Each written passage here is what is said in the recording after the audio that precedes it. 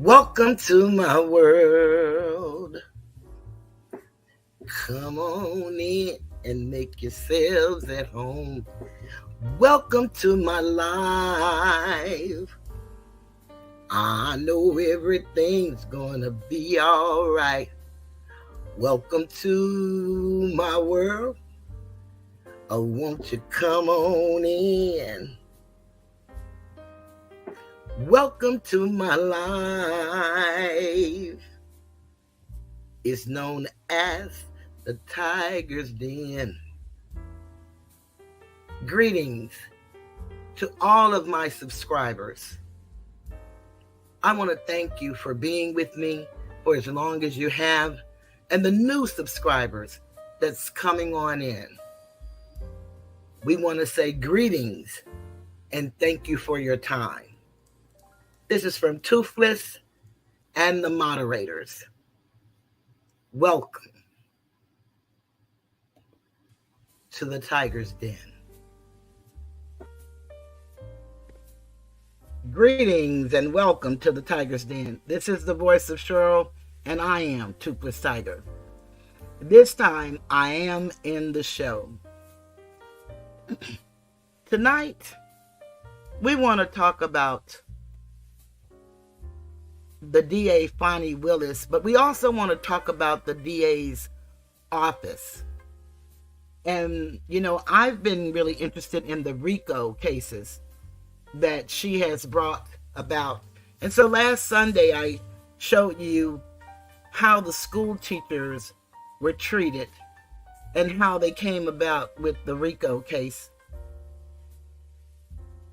She has another RICO case going on with Young Thug, who is a rapper, and a lot of us may not know who that is, but I would guarantee you, if you have teenagers or young adults, I would say 35 and under, they would know who you speak of if you say Young Thug or YSL.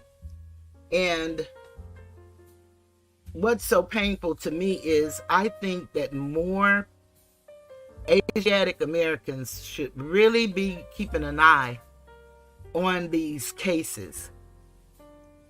If it's for nothing else, just to see how the courtroom operates. Now, we would love for our children not to be the ones that's having to go to these courtrooms, but unfortunately, our children are the highest in number that are in these courtrooms. And we don't really understand or know how the judicial system works. We know what we've heard. We know what has happened to other people. And we know what, maybe if you've been involved in the criminal injustice system, you may even know what happened to you. But when you take a look at the way that this office is functioning, and one of the things this lady says more than anything is how the people that voted her in office in Fulton County, and how she's protecting their interests, and she's doing the will of the people, what they elected her to do, then you will find, if you're looking at either one of her cases, or go back and look at the videos on the school teachers, or read some of the articles, you'll find that she's doing the very opposite of what these people have voted her into office and do. I've also showed statistics and other videos how many people that they have sitting in their Fulton County jail to date that have gone unindicted. The Constitution guarantees us a quick and speedy trial. Apparently, she doesn't know that part of the Constitution, because she has people sitting in office over 2 years that have never been indicted. They were just arrested. And so I want to talk about the Young Thug trial along with her defiance of the Congress subpoena. Because this young lady in Young Thug's trial was a witness for her office, which is considered the state. And they actually had her arrested in order to come and testify on their behalf. And then when she got there, they wanted to treat her like a hostile witness and discredit her. But this is a witness that they called. So this is really seeing people's tax dollars, if you will, at work. And you can see that this work is against the people. I'm sorry. It is really blatant, and it's sad that we don't know enough or care enough about what's happening to us to learn how to combat this. Because our votes, they matter in these local elections.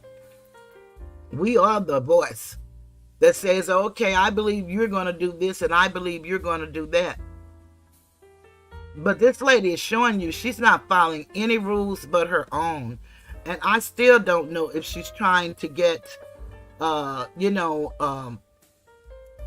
TV show. I don't really understand it. But if you all would just bear with me. Okay, let me see how you say that. Guacamole Kid. Happy Easter to you too. Glad you're here. Greetings, Maria. I want you to have a good time with your family. Hey, Maria, back. Thank you so much, Maria. I appreciate you so much.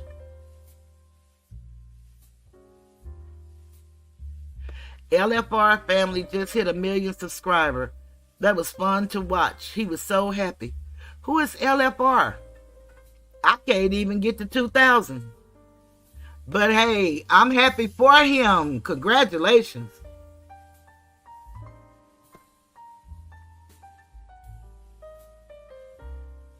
Greetings, Phyllis. Yeah, she's doing more than the most. I mean, and it's not just her, it's her office. And that's what's so important that people should really pay attention to. Because this could be anybody. Imagine yourself getting contacted by somebody telling you they want you to be a witness in a case. And you say, okay, you agree to, come and be a witness. I don't know nothing I can tell you, but I will be a witness. And then the chief investigator on the case starts harassing you, talking about what they want to do with you once you get through with, testifying. And then you start getting a little, antsy because, you feel like you're being harassed. Then you have 2 or 3 different investigators contacting you, telling you that you need to do this or you need to say that, or what about this and what about that. And they're talking about something that happened 11 years ago, like 2013. But they want you to have a memory, that you're supposed to remember as if this stuff happened just yesterday. And then what's so bad about it, the stuff that happened has nothing to do with this case.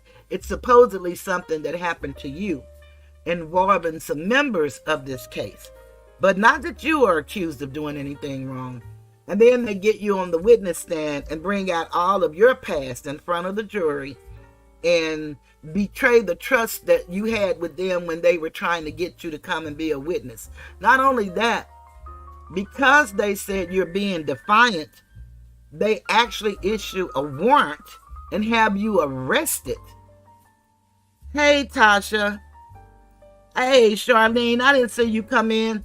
Y'all know my eyes ain't quite right, and these reading glasses I have are not the best, but they are the ones I have to use on this computer.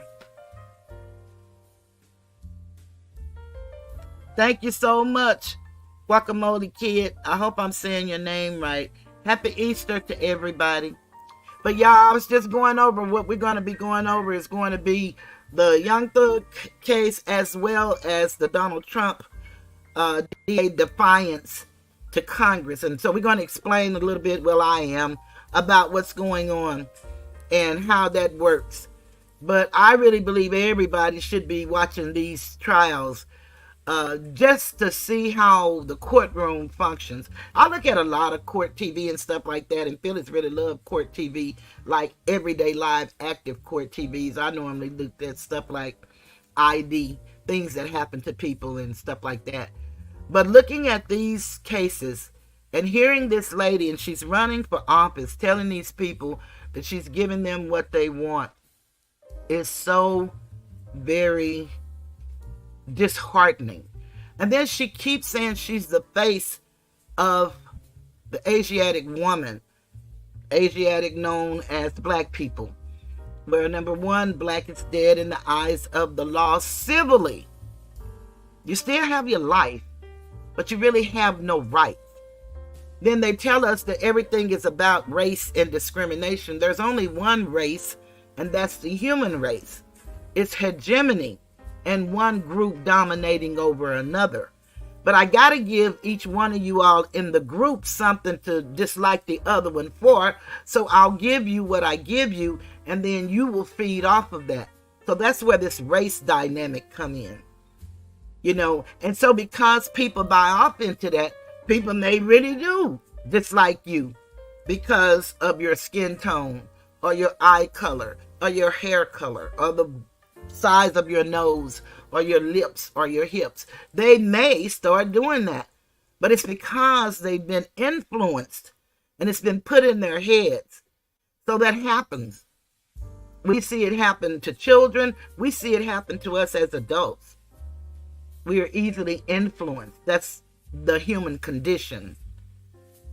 And Guacamole Kid says the problem is that the courts are a private corporation, just like the federal government. They work for the corporation and not the people. And that's so very true.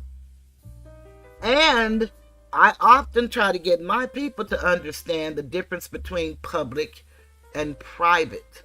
And when you don't understand public and private, then you'll find yourself in the Admiralty and Maritime law system.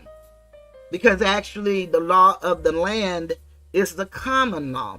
And one of the things they did when they took our identity was separated us from the land. It all has to do with jurisdiction, not necessarily the dirt or the ground. Tasha says she's disillusional because she's not representing me. Tell the truth. She's not even representing herself. She loves to throw out how the people voted her and she's the constitutional officer, but she's not upholding the Constitution. When you're an officer of the court, you take an oath of office to uphold the Constitution. And she's not doing that. Just her jail alone, how sad it is that people are actually losing their lives. And they went in there perhaps for a traffic ticket and they didn't come out walking. That's unfortunate. But I got a little to cover, and I'm going to go. I'm trying to see where I want to start. Well, we all know the name of the video is Congressional Clash. And one of the things, before we get to Congress, let's go with just recently. Judge McAfee gave her the opportunity to stay on the case, but he told her that Nathan Wade had to go. Of course, we saw he tendered his resignation so fast. It was if, they already had this plan, and perhaps they could have. Because just like Congress wrote to her several times, Congress also wrote to him requesting information. And she wants to defy Congress. I think she thinks she's equal to Congress, and she's not adhering to the three branches of government that, the Constitution speaks of. Thank you so very much, Tasha. I appreciate y'all. Sometimes, I think my problem, y'all, I'm a Scorpio, and, some people may not have anything to do with astrology, but that's our science. And it's a science that's being used against us every day.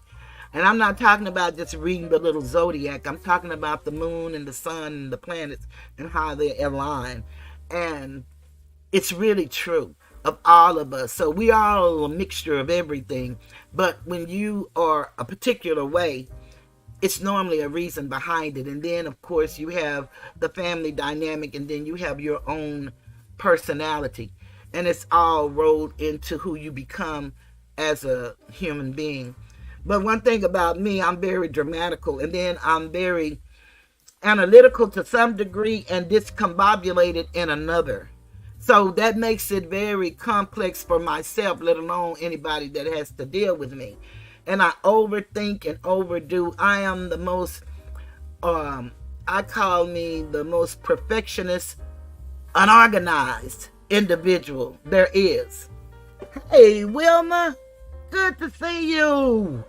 I've been thinking about you. I didn't know if you were on spring break or what.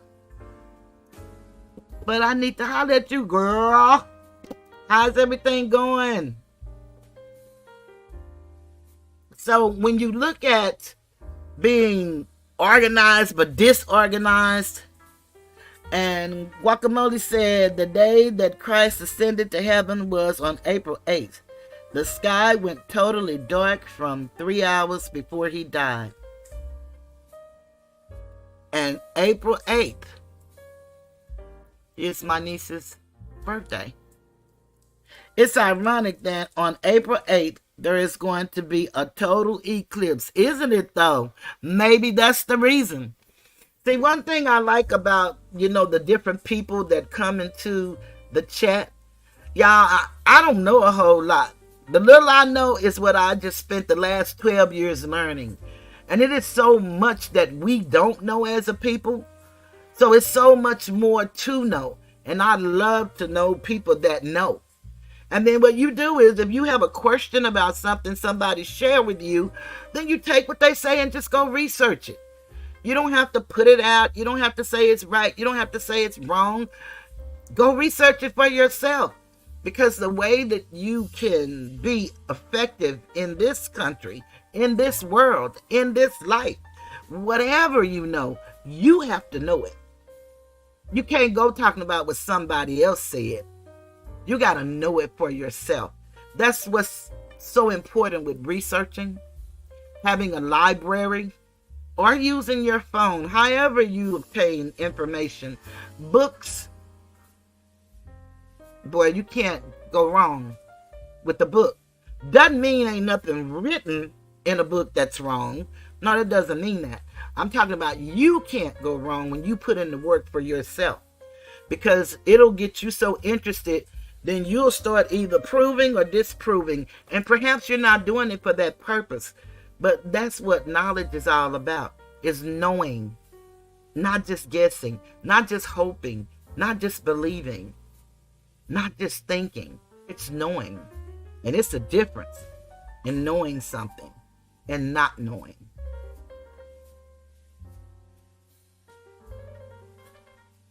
Guacamole say, yep, God has given us a pretty clear sign. So we can take advantage of the sign. But now, let's get back to this woman. So before we get to the Congress, I wanted just to remind y'all, Judge McAfee said in his, order, when he gave her the ability to stay on the case thus far, is that he said that she really did make some statements that was inappropriate, and he said improper and illegal. And that's trying to invoke race. You see, normally we always are the ones that have to point out, because of the race factor, I'm getting this treatment or that treatment. Well, unfortunately, this time she invoked the race card, and she invoked it in the wrong place at the wrong time. She was at a church in a pulpit and saying that they're mad at me and they're talking about me because I picked 3 people. And she said, I paid them all the same salary, which is my right to do. But they're only talking about the black man. Well, that's a lie. He didn't pay them all the same salary. If you're going to tell a story or a lie, make sure that it's not traceable. Because that was a proven fact that she had paid the man that she was accused of sleeping with $250 an hour. The man who's supposed to be the RICO specialist who wrote the book on RICO, the reason why she has this case called RICO, she paid him the least amount, $150. And then she took another attorney who is very good in what she does, and she practiced in the federal courts as well as the state courts, and she paid her $250 too, an hour. But we're going to look at the $250 that she paid Wade. We're going to have to bump that up because she gave his two partners contracts that totaled $210 collectively, because they both had a contract. Well, no. Separately, because they both had a contract of $60 and $150. That's $210. So if you add the $210 plus $210, which equals $420, to the $250 of Wade's, add them all together and divide them by 3. From what they say, that's what they were making. So this was very unfair. But the judge told her that she should not be doing this race talk, But I want y'all to hear what she said. And y'all, I'm not going to mess up like I did on Wednesday. That was so funny. Tasha, I think that was you trying to tell me. Charlene, it could have been you. I don't know which one, but I didn't understand you guys when y'all was saying that it was pausing and you couldn't hear until, I came on camera and realized I hadn't been in the show. But with this StreamYard, which is a streaming system that I use, you have to put yourself into the studio. And I was sitting down on the side and I was doing all that reading and thought you guys was really enjoying it. But y'all wasn't hearing me. So, okay, here we go tonight. We're going to do a little bit different. I'm going to try to slow it down a little so that you guys can hear me and know what's going on. But let me just show you guys. After the judge asked her not to do this, he didn't order her. He told her he's thinking of putting a gag order on her. But listen to what she had to say. And I thought this was really... You're talking about defiant. I don't know who's backing her, but they really have her thinking that she has more power than she has. One moment, y'all. Okay, I want to go probably... Let's see if it's here. Yeah, here it is right here. And what I'm going to do is... Y'all may not see it too well, or y'all may see it better than I think. But what I'm going to do is keep it where I can be here with you guys. I haven't learned how, and I think I need to get me a green screen or something where I can have it up and I can be there. You won't see all this extra stuff. But I'm not really tech savvy, and I'm not trying to learn all of that at 65. But I want to be able to give you all a good product that you will be comfortable with looking at and receiving the information, because more than anything, I want to give you the information. And so let's see how this turns out.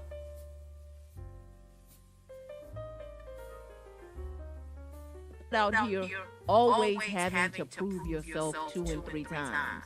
Recently they tell me they don't like me to talk about race. Well, I'm gonna talk about it anyway. Truth is, it's some challenges that come to being black. And I see so much greatness in this city that has so many great African-American leaders. And I appreciate all of the sacrifice that you all have had to make to be in these positions. So, Chief Meadows, thank you for your leadership. Thank you for having the intelligence to create an event like this where we recognize that you've had to go through a little more to serve.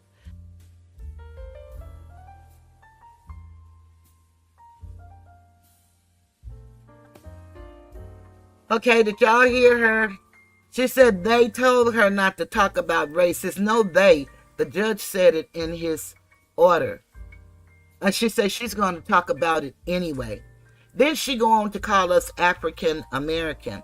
We do know that Africa is considered a continent and America is considered a continent. And people are defined by their nation. So she knows better. She went to law school, I hope. I don't know.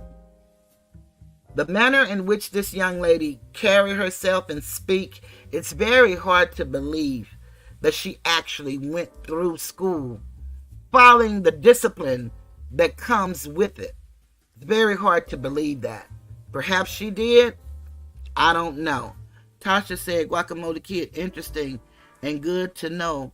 Thanks for the information. Where can I read about this?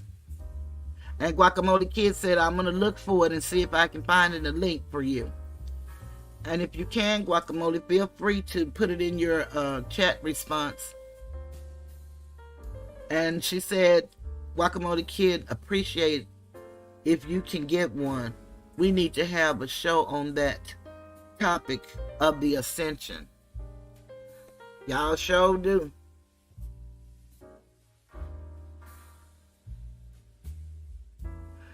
And you would definitely have to have somebody with some knowledge.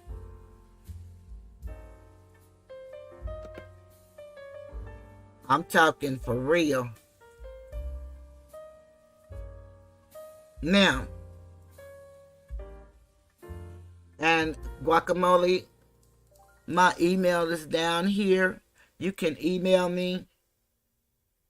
And I don't have a problem with you, as long as we are in with YouTube guidelines, I don't have a problem with you coming up, talking about it. I really don't. Just let me know. When I first came here, I talked about my journey and the things that I learned for the past 12 years. But a lot of things that we teach are truth. They consider it misinformation or a conspiracy theory, because it's just true that most people don't want us to know who we are. And it's a system that's in place, not necessarily an individual. And so what I try to do is give keys. I give my email. I'll give out the Black's Law Dictionary and a book that I found that really helped me, Silent Weapons for Quiet Wars. But a lot of people are not interested in knowing who we are and how we can make our lives different. And if they are, well, they're not interested in this that I teach. I only teach what I've learned. And there are people that are so very in-depth and been studying for years. And one is my teacher that I learned from. But you take what you can use from anybody, and then you do just like Tasha did if you're interested, and find out where to go and then get it for yourself. Because I tell you, unless you know what you're talking about, you're not going to be able to tell that great, beautiful story to somebody that knows. You're not going to be able to do it.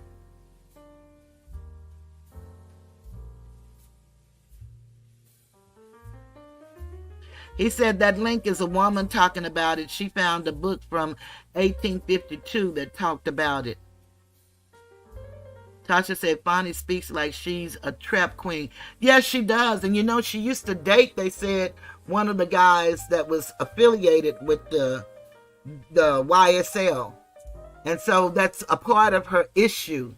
But I don't know all of the details of their stories and stuff. I just know what she's doing before our eyes. And we need to pay attention. Again, we don't want any of our children and family members caught up in this situation, but we know too many people that are. And if you just see how these people are conducting business in a courtroom, it will just blow your mind. And all we need to do is just start reading. We don't have to be no greater than nothing. Nobody can present you better than you can. And if you have a little knowledge, one thing I know this system respects is their rules, because they believe in the karmic effect, which we call it the law of reciprocity, reaping what you sow. They believe in that. And so they get you to volunteer in a lot of things that you think you have to do, and you don't have to do it. You need to learn the Constitution and what it stands for. And you need to know that you have unalienable rights. You really do. But a man that has rights and don't claim the right, then the right don't belong to you. So we keep conceding to things that we think are true, and they're not. But if you learn, just like they have us in school, they don't teach us things that will help us be better developed human beings, like economics, like law, like civics, because those things run the world. No matter what anybody says, those are the things that run this world, and we have no clue. Cosmology, we don't even learn cosmology, but it's a necessity. It's a part of who we are. It's unfortunate, but that's the way it goes.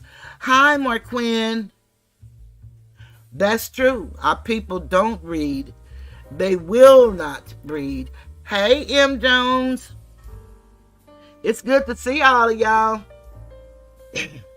Okay, so now we heard her defy the judge. She says she's going to talk about it anyway. So now she's playing the race card. I made a t-shirt, and I do sell t-shirts, but it's called the Stack Deck Collection, and it has all the face cards on the t-shirt. And I have my little slogan, because a lot of times when you're dealing with real issues with the system, they'll say, oh, there you go, pulling the race card. And so my slogan is, if I'm playing the race card, then you're playing with the other 53 stacked against me. Because, you know, a deck has 54 cards. And if I only have one, you got 53. So I'm at a disadvantage. But this lady here has found a way. And never have I heard so many Asiatic people talking about gender. We don't talk about women like that. That's the feminist movement that didn't include us. And I don't know if any of you were here when I did about the feminist movement, when our women was in the women's suffrage, helping march with them when they got their right, and we were fighting for ours. They said, oh, that's y'all problem. That's not ours. So, you know, we allow people that are of European descent to come to a land that's indigenous to us, and then they call us African American or whatever they want to call us, and we answer to it, or we call ourselves that. And then we let them tell us what is and what's not in our land. Not so. And it's because of the way the system has been designed. But any system can change. The people will perish for the lack of knowledge. My people are destroyed for the lack of knowledge. Not the lack of degrees that you get from a college, but my people are destroyed for the lack of knowledge. So seek knowledge above all things, because knowledge is power. And of course, you know, one of my favorite sayings is, power corrupts, and absolute power corrupts absolutely. But power within itself in an integral body will only make things go like they should. We don't live in a perfect world, but I can tell you the perfect system of keeping us oppressed has worked. So don't tell me about there are no perfect things, because there are. We see it in operation every day. There are perfect things. Guacamole says, does lack of knowledge cause lack of empathy and respect? Yes, it does, in my opinion. There is no way you can empathize and respect anything if you don't know that you're supposed to do that, or if you don't know that you're not doing that. Yes, it does, in my opinion.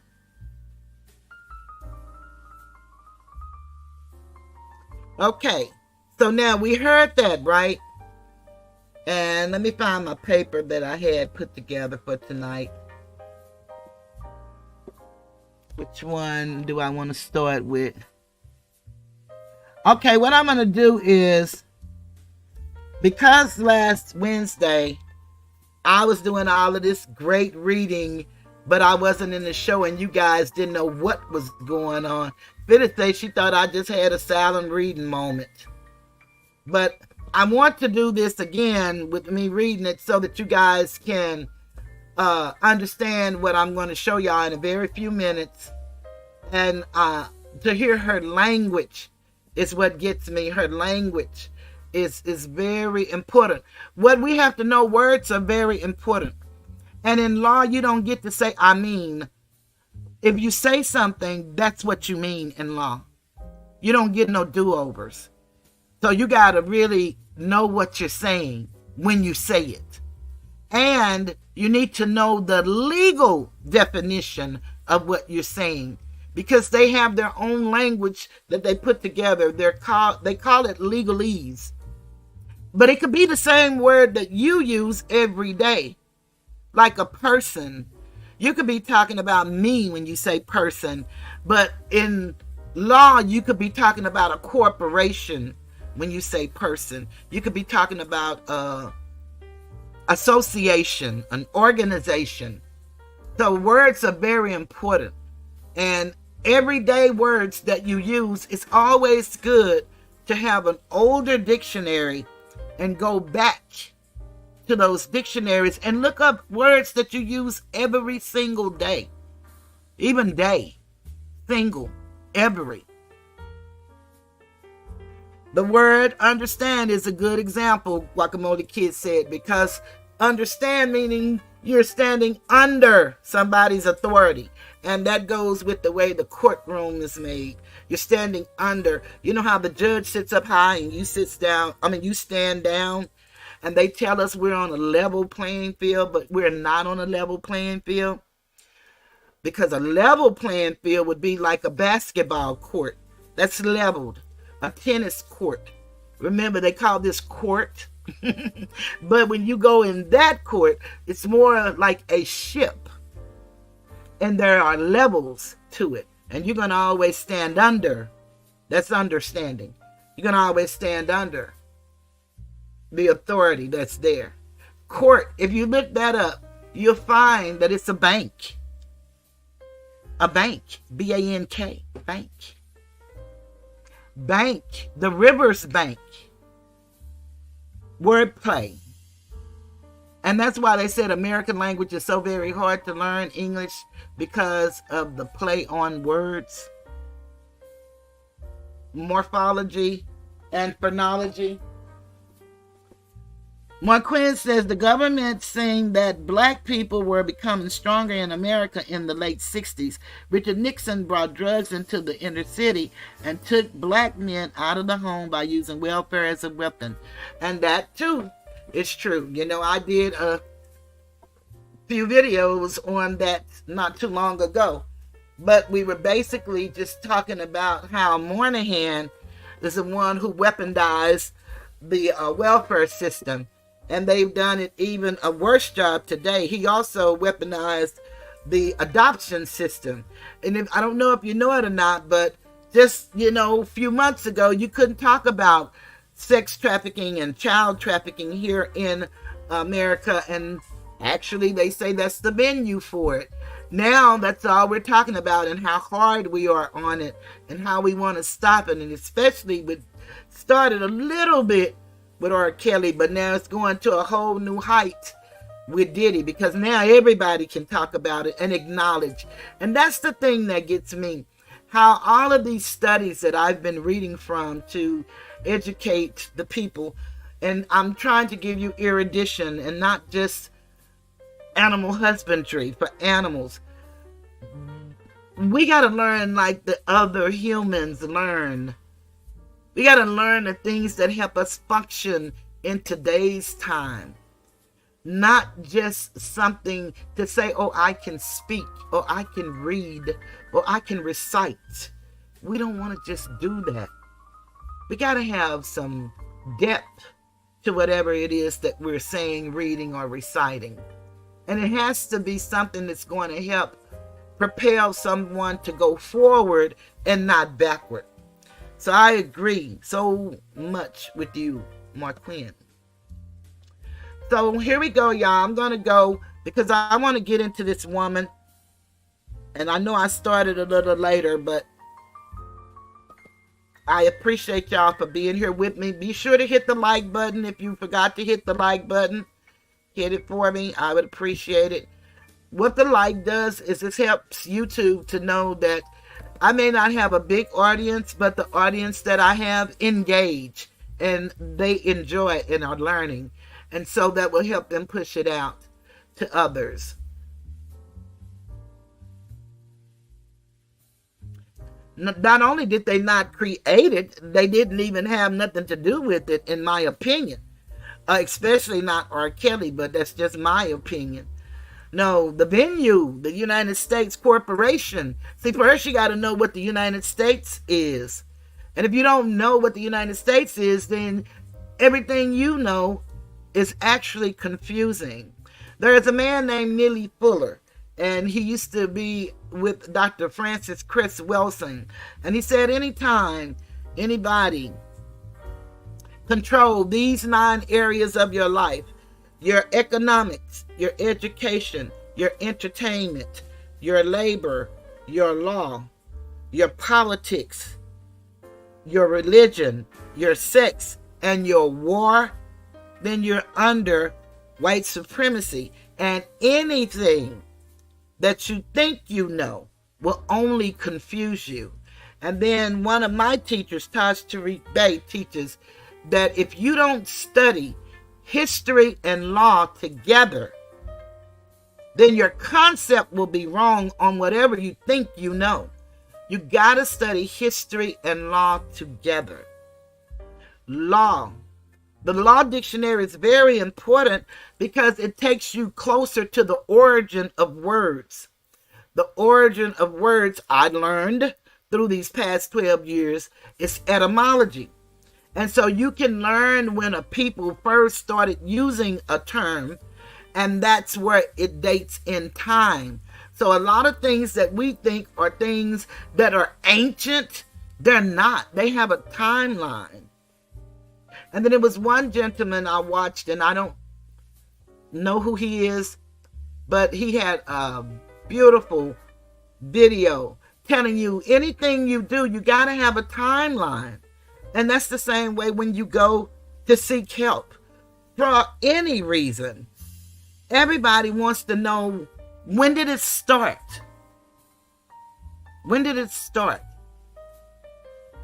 So it's got to have a timeline in order to know how you can combat whatever it is you're trying to combat. But here we go back to this notorious Fani.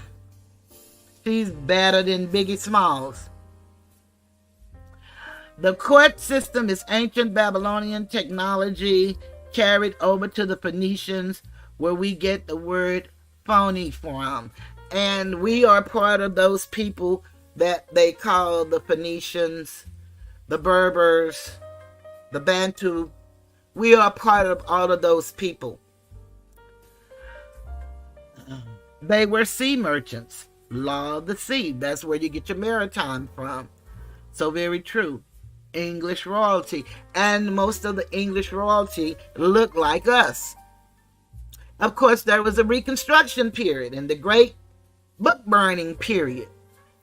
And therefore, they redid history. Rewrote it. And that's why they call it history. History. Happy to be here. I look forward to this show. Currently seeking a new job and going through some things which I know is spiritual growth. So not fighting it, but listening to you gives clarity. Thanks. And you know what, M. Jones? Don't you give up on looking for a job. I will encourage you, and I'll tell you like I told my son. You're about to make me start crying. My son worked very hard. His mother loved him dearly. But I couldn't really teach him nothing. I feel like I know stuff, but I don't know stuff. That's how I used to be. And when he was coming along, I couldn't really help him with his work because I feel like I want to sue the school system because I feel like DISD didn't teach me shit. I'm just a great talker. My mama gave me that gift. And I could remember things. So what I would do for my son is to get him the help that he needed. I had nieces and nephews that were in school, and they were pretty astute young men and women, and they would help him with his work. And my son did all of his work. And when he went off to college, we didn't have money. He used FAFSA And then I use kiting. And that's nothing that I'm bragging on, but that's how we lived.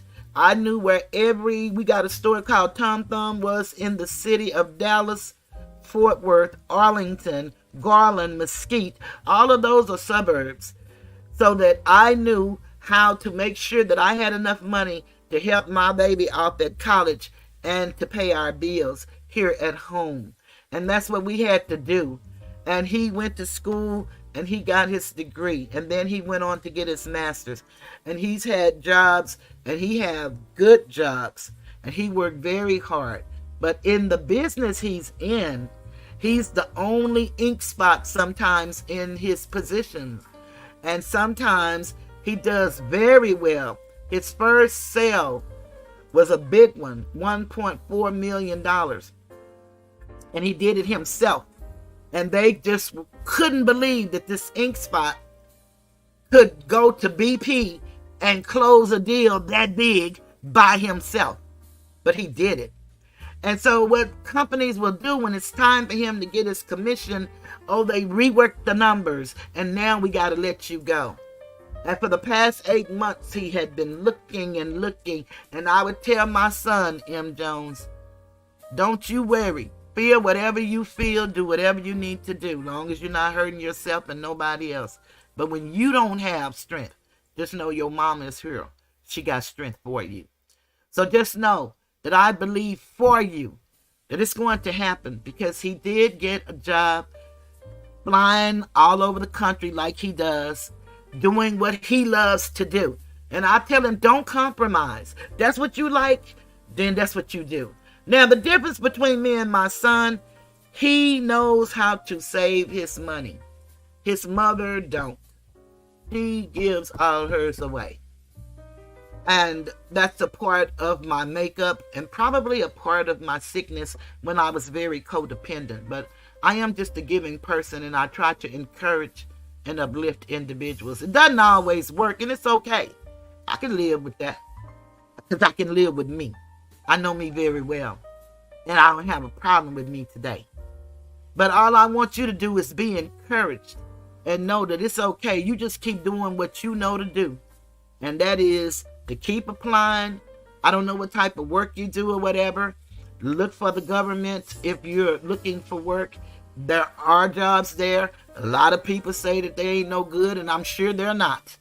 But I retired from the Internal Revenue Service after 22 years of service. And I went out before my 22 years was up. It's just that when I went out, they credited me for the 22 years in total. So just know that we have to do what we have to do. And as long as we do it in honor and in truth, then we're going to be all right. Let me see what you guys are saying.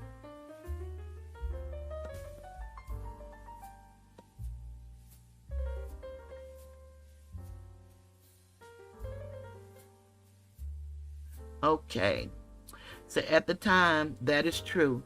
And the money system was also a carryover from the ancient Babylonian overs called the Khazarians.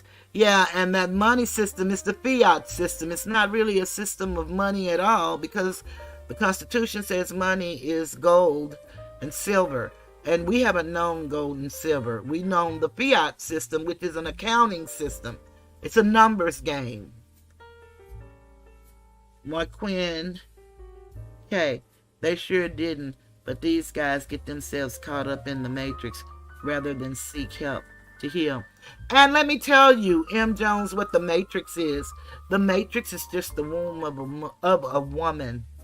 So the world is disguised to give you a false matrix.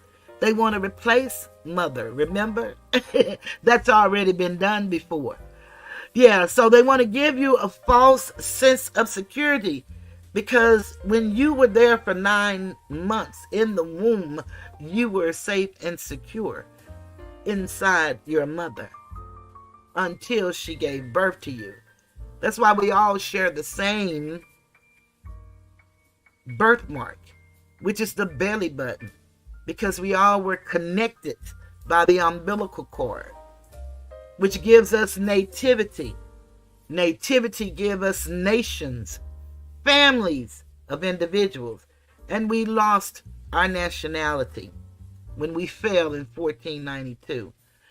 So it's just so much to learn that you can learn if you're interested in learning. You don't have to believe it. It's your choice, but it is written for us to know. My son always tell me, Mama, discernment. And so that's where I have to really key in sometimes, because I allow people to be who they say they are until they show me different. But sometimes I may need to use my discernment because I really have great intuition. It's one of the things that I was gifted with as well at birth, is intuition. I'm not clairvoyant. I don't read minds. I don't predict the future. But I can pretty much tell you your future if you're doing certain things. Any of us can, because it's based on behavior and the systems that are in place. The magic of printing money out of thin air and loaning it to you and charging interest and taxes on top of it, of that. Yeah, ain't that something? And we're all caught up because they don't teach us about credit and how to use credit. Credit is good if you know how to use it. If you're like myself, your whole check is going to pay your credit cards.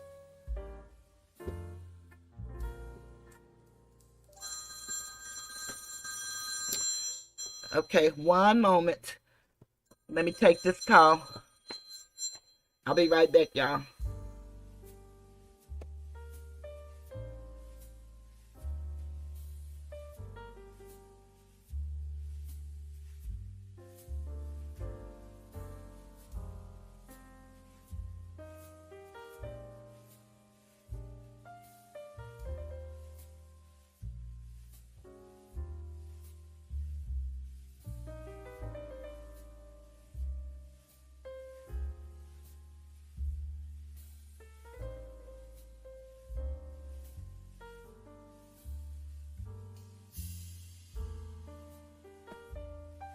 Okay, everybody, thank you very much. I appreciate y'all for waiting. That was a much needed phone call. Let me see. Oh, yeah, I wish Regina was in here. Y'all would just be a dynamic duo, Guacamole, because you are deep and Regina is awesome. But hey, we're going to take the knowledge as it comes to us because we appreciate knowledge over here. M. Jones, get your health care license to enroll people in Medicare plans. Open enrollment is every year, October 15th to December 7th. If you can't find employment upon enrollment is every year. Guacamole said, thanks. I know things I've learned from listening to people. I didn't know any of it before that. That's how I started learning and started researching for myself, Guacamole. But let me just tell y'all something. In case y'all don't know it, I just got to let y'all know. One of my pet peeves is the word thanks. And I know that I probably shouldn't be like that. Let me come on camera for this. But I am. I'm like that. Let me take this down for a minute. Hey, everybody. Happy Easter. But I need to just say this on film so y'all can see me. And one of the problems I have with thanks, I used to work at this company where I was the only Asiatic in the department. And, you know, these people, they were very friendly, seemingly. But one thing I always noticed, when they say thank you, they would always say thank you to one another. But when they said thank you to me, they would only say thanks. And you know, at first, when I first heard that the first couple of times, it didn't really dawn on me. But being as intuitive as I am, I'm like, maybe I'm just imagining this. But I noticed every time they said thank you to each other, they would say thank you. But when they said it to me, they would just say thanks. And so for me, thanks, nobody knows that unless I tell them. That bothers me, and I make it a point to say thank you as an individual because I am thanking you. So that's just a pet peeve of mine. It ain't nobody else's. But just so you'll know that when I see thanks, I even hate they have thanks on this YouTube thing. You know what I'm saying? Whenever I do a thank you for somebody, I'll just edit it and put thank you in there because I really hate thanks for real. Because that was so very hurting. And I told this story just the other day, so y'all probably don't know it, but I'm going to say the same shit over and over. Because I really talk about me.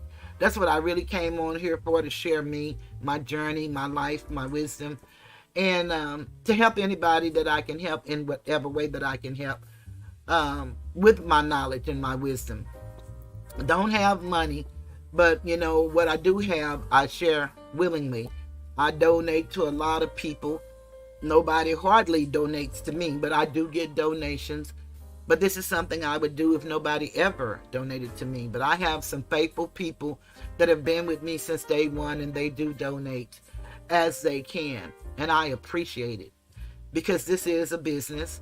But for me, it's me getting an opportunity to do what I love to do. And that's to share, because I advocate for people every day. In some way or another, I'm advocating for somebody, writing a letter or making a phone call or doing something. So this is a way for me to do it. And I believe a workman is worthy of its hire, but I also know how hard it is for all of us. So I'm real all right. This is a supplement of my income, but I do have income, and I have a decent income. So it's no blowout on anybody, but I see some of the biggest people with platforms and the way they ask people to give, hell, I wouldn't give them nothing. They talk to people like they owe them something. And perhaps they do, but do you really? Nah, you do what you do, and I'm going to do what I do. And the rest is going to come together. It always has for me. It's always worked out for me, you know. And that's why I wanted you to know, M. Jones, it's going to be okay, because I've seen people, I went on LinkedIn and read so many people, European, Hispanic, Latino, Asian, whatever you want to call all of these ethnicities. So many educated, PhD, masters, Juris Doctorates, so many people out of work. So many. It's the conditions in which we live. And we can keep on thinking it's about color. I guarantee you it's not. It's about hegemony. One group dominating over another. And they have us all divided, because how do you conquer the strong man? You have to come and sneak at night. That's what's written. So a house divided can't stand. And that's what they do. They keep us as individuals divided. Just imagine if we really came together with our power of knowledge and start operating and enforcing the Constitution, holding people to what they took an oath to, like this woman. Like she didn't take an oath to the Constitution. And every state has its own Constitution, by the way. So you have to know your state Constitution as well as the federal Constitution, because the federal was put in place to kind of dominate over the states when necessary. But we were all built on a republic form of government. And that doesn't mean a republican. A republic form of government is supposed to be where we are actually self-governance. But what we do is have people that speak for us. Because, you know, everybody can't speak at one time. It's just like when you go anywhere, to the hospital or anywhere, the doctor don't want to talk to every family member. They probably would love to, but they just can't, because some people are going to have difference of opinion. So the people get together and you pick someone that's going to be the one that's going to talk for the family. Well, that's what this system is supposed to be. And then in 1871, if you study the Organic Act of Congress, when they came up with I call it demonocracy. Some people call it democracy. You call it what you want to. This is America, and we're supposed to be able to do that. But they came up with mob rule, because that's what Democrat mean, mob rule. So majority, mob, okay. And that ain't always true. But they'll have us fighting about the littlest of things, but we don't have a clue about what we're fighting about. So We got to get it right. Okay, M. Jones say, thanks so much, Mama Tiger. You're so welcome, darling. Trust me. The government always have good jobs, too. And they're always hiring. And they've changed the way they hire. They're not so stringent. And I tell you, maybe people say, well, don't work for them. But, you know, if you believe in what most people call a holy God, you got to know that holy God has its people in all places. So if everybody is bad, where is the good? So you can be in a bad environment because you don't control the environment. But you can be the good or the light that's in that environment. Because see, it's you as an individual. It's a you thing on your morals and your values and what you choose to do. And we all want to do the right thing, but we don't always do the right thing. And that's where it comes in, where we can say, you know, forgive me, and then change from that we were and become something that we want to be. Because we all go through, I don't care who we are. We may not have done some of the terrible things that people have done, but what we know is we've done some things that we don't quite like about ourselves. You know, I try to tell people that all of us fall short of other people's expectations, sometimes even our own. We do. We fall short. Okay, so forgive me and let's do better. That's all we can do. We can't do no better than that. So, M. Jones said, I appreciate you all. And Guacamole said, is it too late to change that? No, it's never too late. I love it. Thank you so much. You didn't know. That didn't have nothing to do with you. I just wanted to let y'all know, in the event, in the future, it has nothing to do with nobody but me and the way I felt, the way those people did me. And the worst part of what they did, this lady, she was responsible for the birthday cards. And boy, I started like in June. So, you know, they have a birthday club. We paid into it. But every month, whoever birthday it was, no matter how many people, she bought this Hallmark card that tell you the day you was born and what happened on that date of the year. Oh, I couldn't wait till October 26 came. I just couldn't wait because I wanted to know what happened on my birthday. We get to my birthday and she gives me a card with a little bitty fat rat on it with a balloon coming up. And I had to go to the bathroom and cry for real because I could not let her see me be broken. But I did have a chance to tell her about it because we ended up having a meeting with the boss and the boss's boss. And she was upset because I had shit documented because I'm a documenter. I've learned to fight. My oldest sister and my cousin taught me how to fight. And on a public job, you don't use this. No, you don't use that. You use this. You use the pen. And by the way, I don't know if y'all can see it, but this is a toothless tiger pen. And it says, why settle for less when we are more? And it's a picture of toothless tiger. That's what this is all about. The pen is mightier than the sword. And so I document. And I had dates and times when all of them come back late from lunch. And when they come in late. And the different things that they were doing. I didn't do any of that. But I watched them. And she was livid because I had notes. She said I was stealing time because I wasn't working. I told her I wish that I could sit over and doodle like you all day. Because that's all you do. We sat side by side. Show them your doodle pad. Show them that.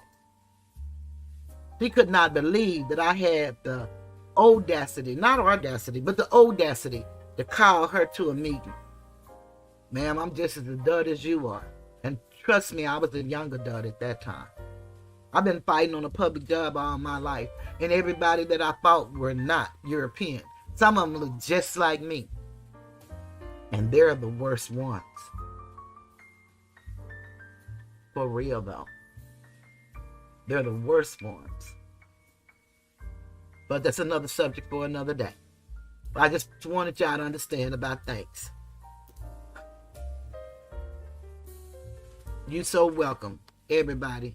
Even if you say thanks, I appreciate it. I just let y'all know how that really, y'all may not really can believe this, but that shit hit me in my stomach when I hear that, because those people were so callous and cruel, and they didn't have to be, but they were following the leader, and she was our lead. Our manager wasn't like that. She was a beautiful person, but the lead was the pit bull. She was the one that carried out whatever anybody thought. She carried it out, but she soon realized I was the wrong one. Yeah, I'm not her. Not at all. Let me see. Tasha said, me too, Queen. I'm a grateful person, so I'm big on saying thank you. Yeah, it really means a lot. Guacamole Kid, you're okay. We've gotten so accustomed to abbreviating phrases. Yeah, we're cool over here. Trust me. I believe being the light. I believe in being the light. Yes, that's all you got to do, because you're going to be in some rough places and some rough spaces sometimes. My daddy taught us the truth to get you killed just as quick as a lie. So sometimes you might have to tell a lie, but you leave it there. You know that's true because it's written that the Lord sent a lion spirit to save these men. So things work how they work. You got to have honor and integrity in yourself. You got to have value. And if you don't get it from home, chances are great you're not going to get it, or you're going to get it late. But as long as you got breath in your body, it's never too late. Never too late to get it right.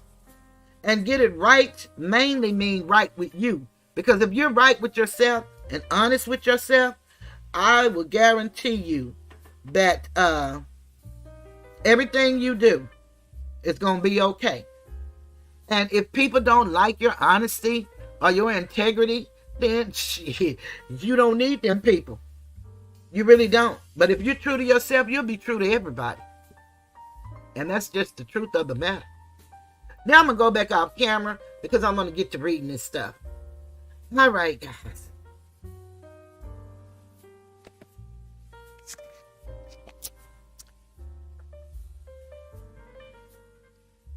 Guacamole said, I'm glad to know that, though. Thanks for telling me. I think you're right about that. But Quinn said, I was hired at a company with high turnover, and I'm still at the same company. See there? Because you the light.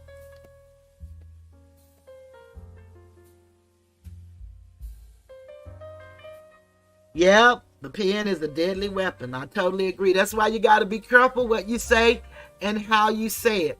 And that's another thing that we're going to talk about is the tone of this lady's letters. One thing that I try to teach people that I learned over my years of fighting, tone means everything. Because you write for the interpretation of the reader, not for you. But what you got to understand is whatever you write one day may be used against you. And if it is, you wanted whoever to pick that up to say, well, at least they were polite, concise, and on point. You want them to be able to say that about you. See, it's written in the Son book, and some call it the Bible, the Holy Bible, and holy means son, so I call it the Son book. It's written that for as much that lie within you, you do your best to keep the peace. And that's what you want to try to do. You be found doing the right thing. My mama used to teach us, let what they say about you be a lie. They can say what they want to, but don't let them say something negative about you and it's true. Not that you don't have negative thoughts, negative actions, negative feelings. We all do at some point in time, but that should not be how you're known. You should be known for being who you are, integral, upstanding, willing to help when you can, being able to say no, because that's really an art, a skill, and a gift to be able to say no and mean it and not feel guilty. because we are so dysfunctional as a people and as a family. We don't know, and I was one of those, don't know when and how to say no.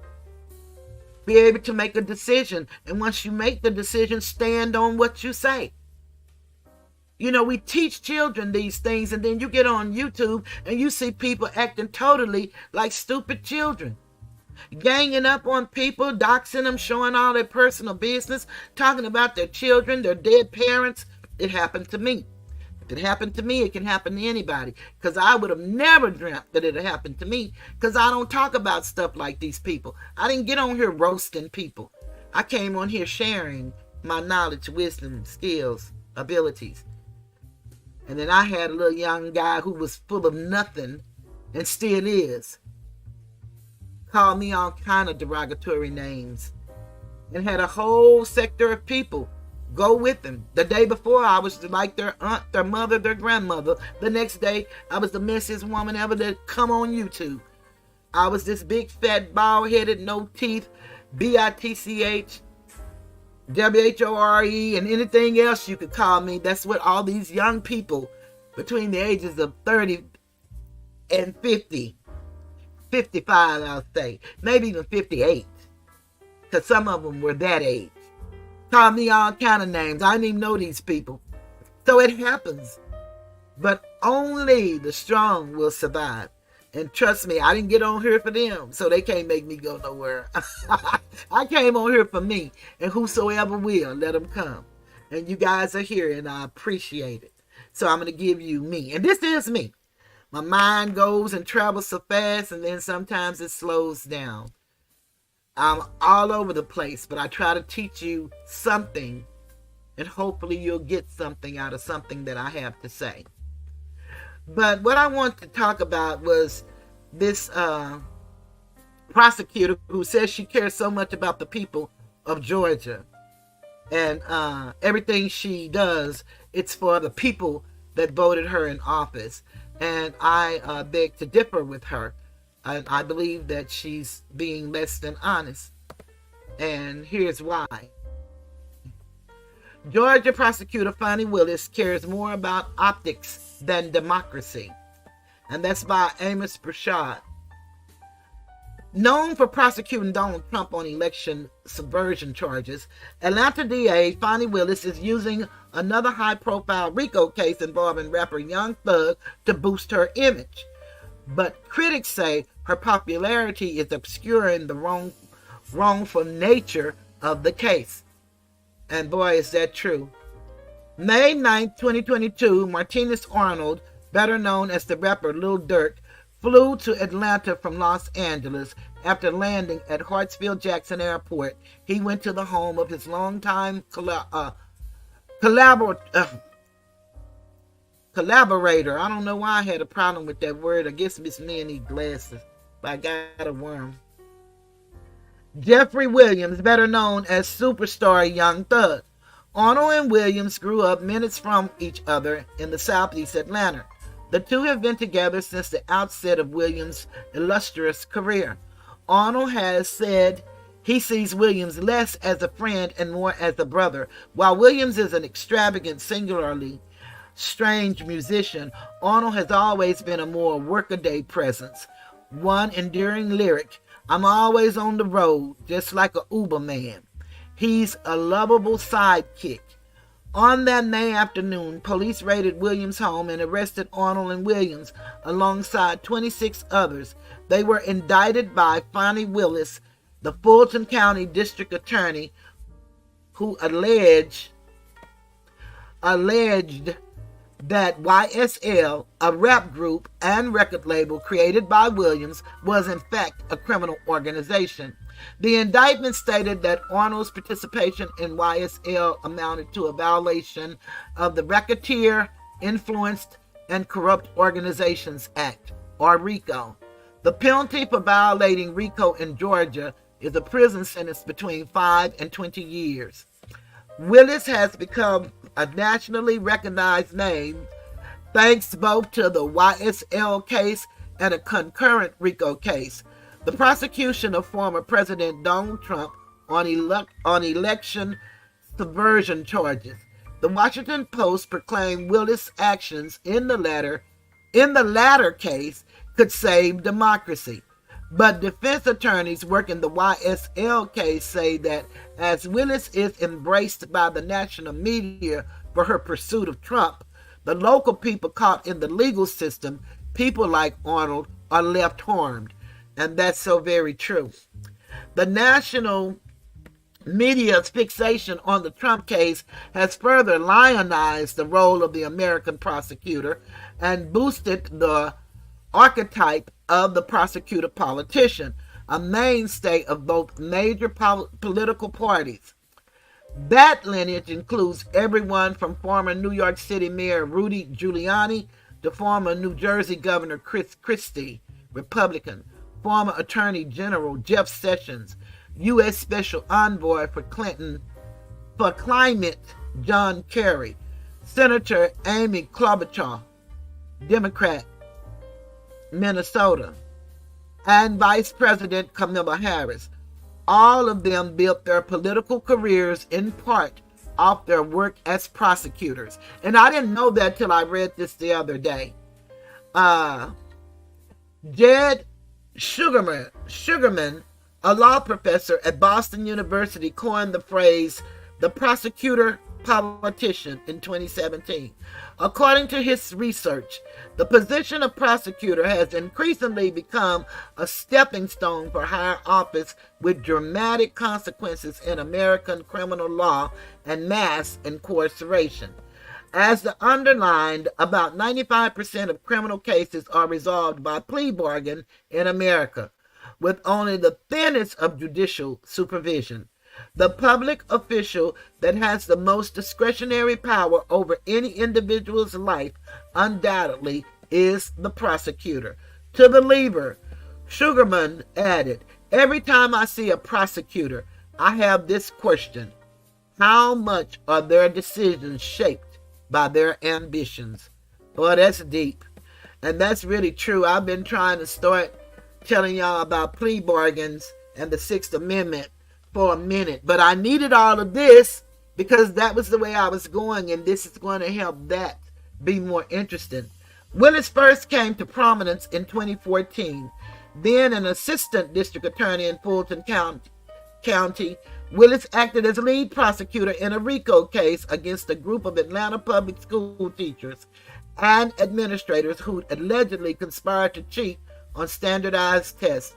And you know it's a sin and a shame for you to be locked away with convicts who've murdered, who've stolen, who've sodomized, who've done all manner of things, and all you are accused of, and because you refused to plea bargain, you were found guilty, and it was for erasing an answer off of a piece of paper.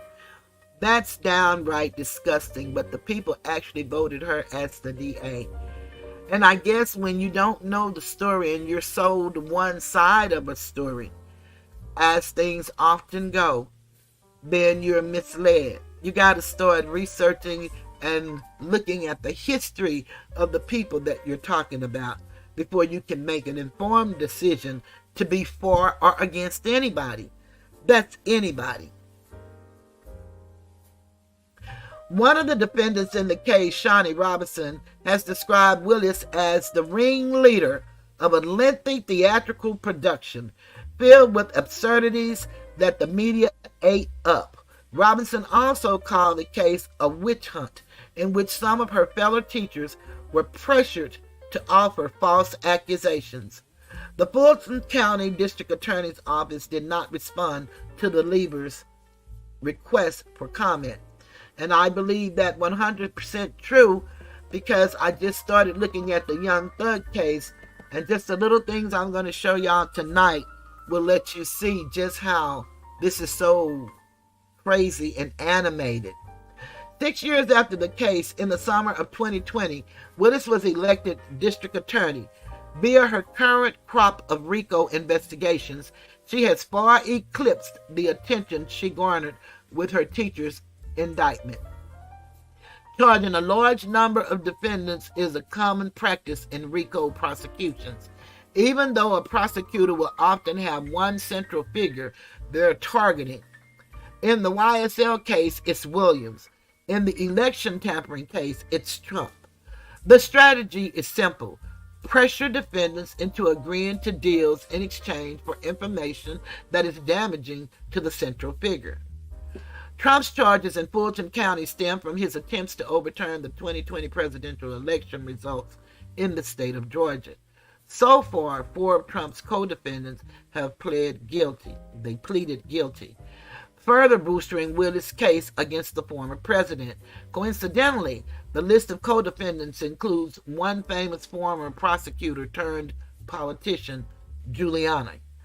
In the young YSL case, Fulton County is alleging that Young Thug was the head of a street gang that committed crimes ranging from drug dealing to unaliving people.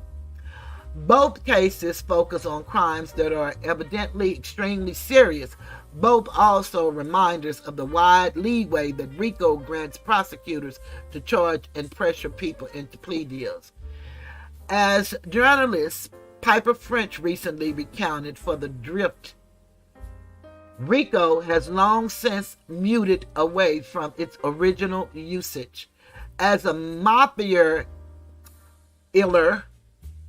to become a legal tool used to prosecute relatively powerless and disorganized groups ranging from a group of neighbors in a Bronx public housing complex to protesters fighting Atlanta's Cop City. So they use this law wrongfully, and because the people don't know, then they are caught up in this situation. Hey, Moonchild. Thank you for joining us.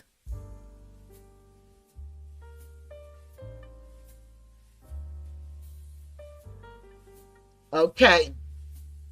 The YSL case in particular illuminates the cynicism that is elemental to the work of ambitious American prosecutors seeking high-profile media bait cases. And we know that's true because she hired Robin Yurty to be her media person. She paid $10,000 of the taxpayers' money to contract this lady to check her social medias and see what all people were saying about her and to become her stylist. Strange, isn't it, for a district attorney whose favorite line is taking care of the people in Georgia that voted her in office. Seemed to be so unreal.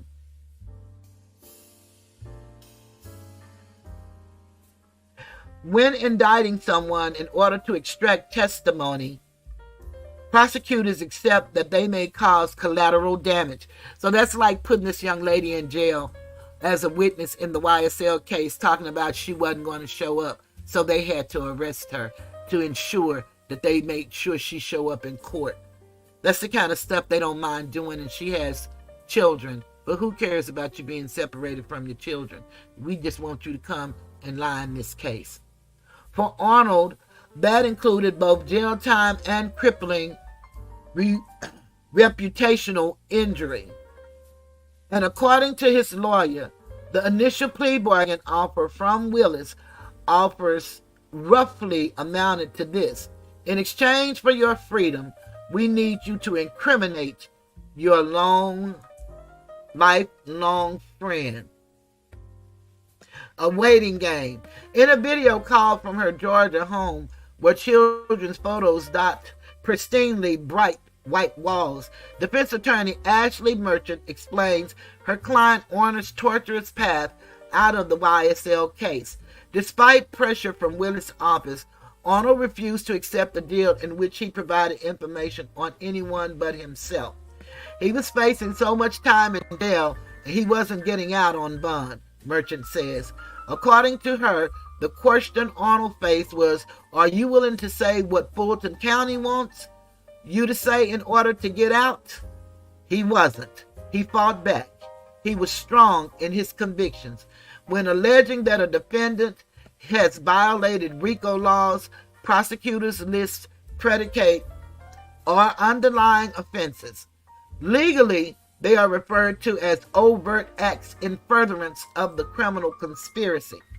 For Arnold, as with many of the other defendants, the indictment listed lyrics and Instagram posts. Martinez Arnold did pose for a photo released on social media flashing a YSL gang hand sign, an overt act in furtherance of the conspiracy.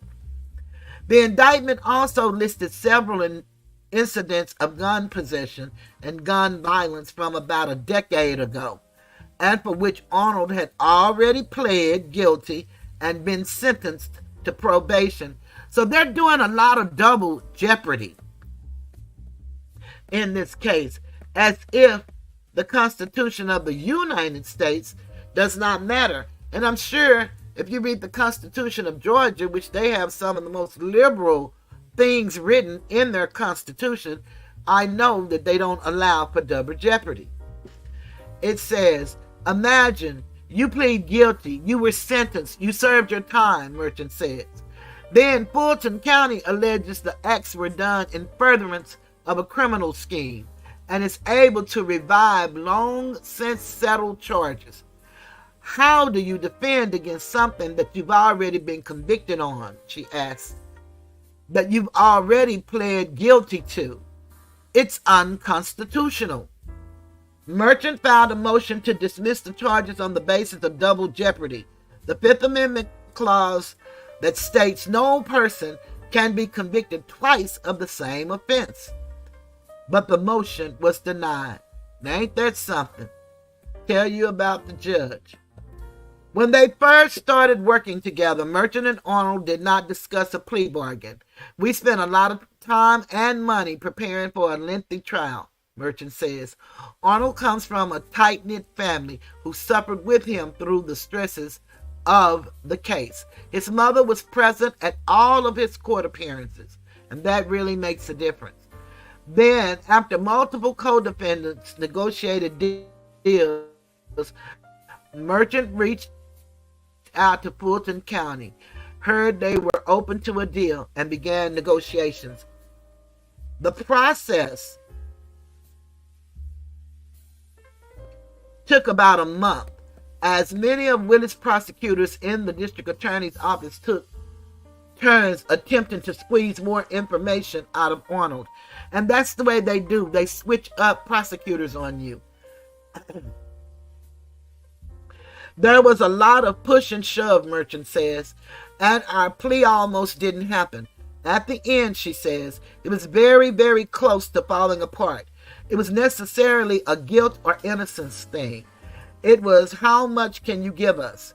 We're only going to give you this deal if you give us this information. Throughout, Merchant says Arnold was adamant that he was not going to admit to things he didn't do or point the finger at other defendants.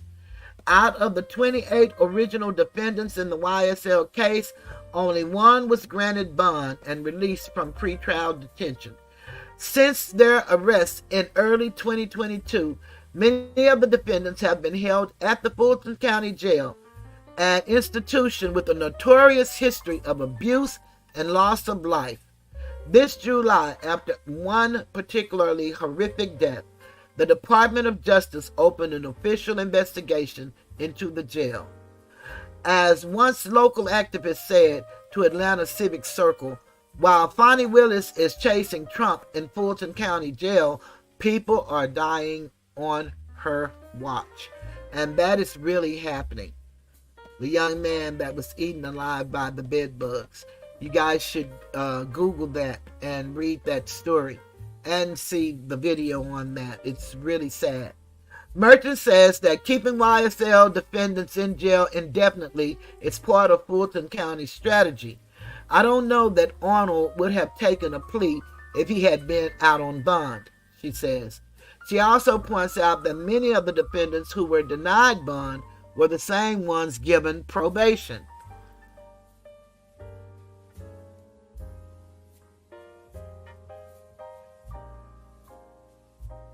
Lizzie Lee, whoever that is. Hi, Lizzie.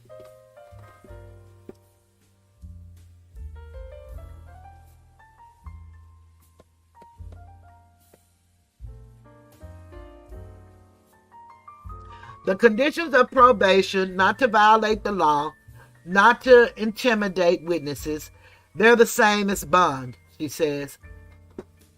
Posting that a defendant is too dangerous for bond and then granting that same defendant probation is such crap, Merchant asks. Just be honest and say we're keeping you in jail because we want you to plead. And that's the truth.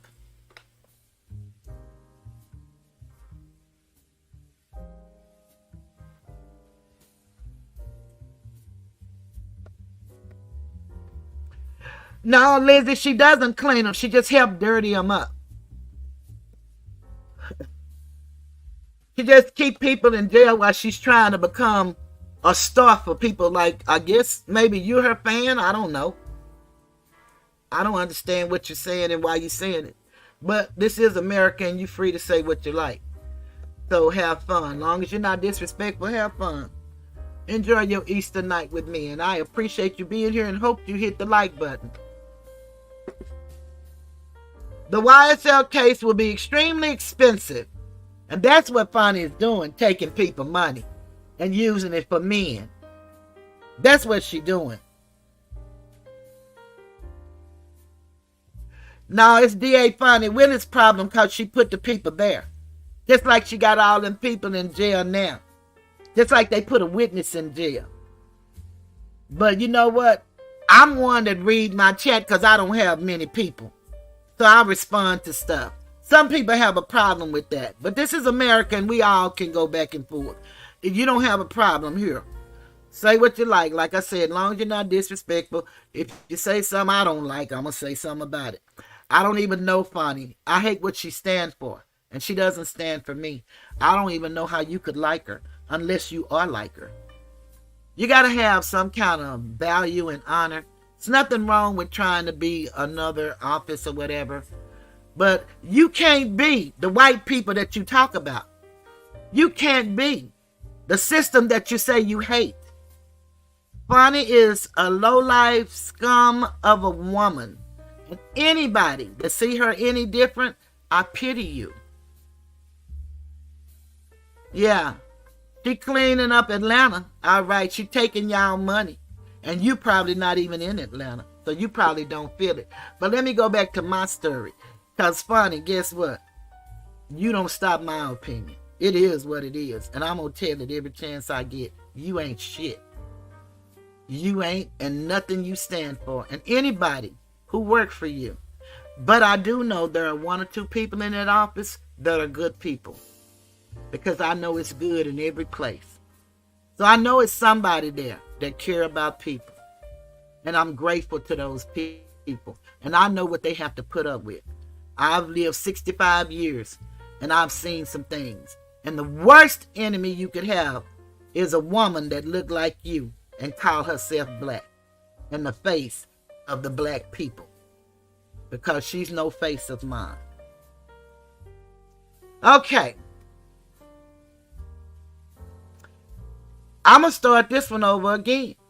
The YSL case will be extremely expensive as Willis focuses on her celebrity defendant.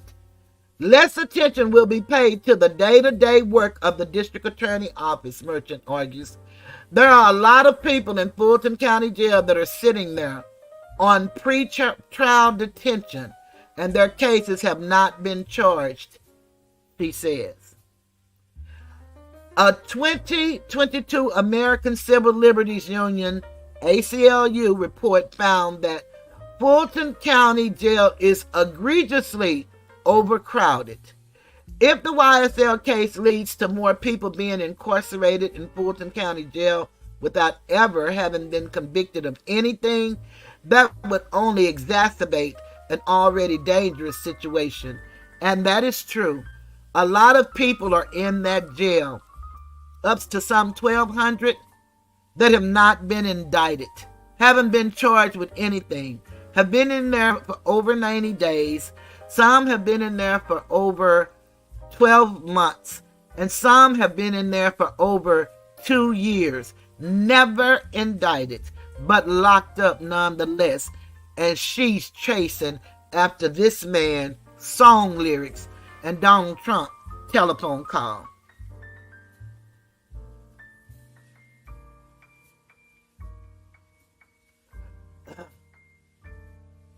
Willis has said the YSL case is part of the crusade against gang violence and its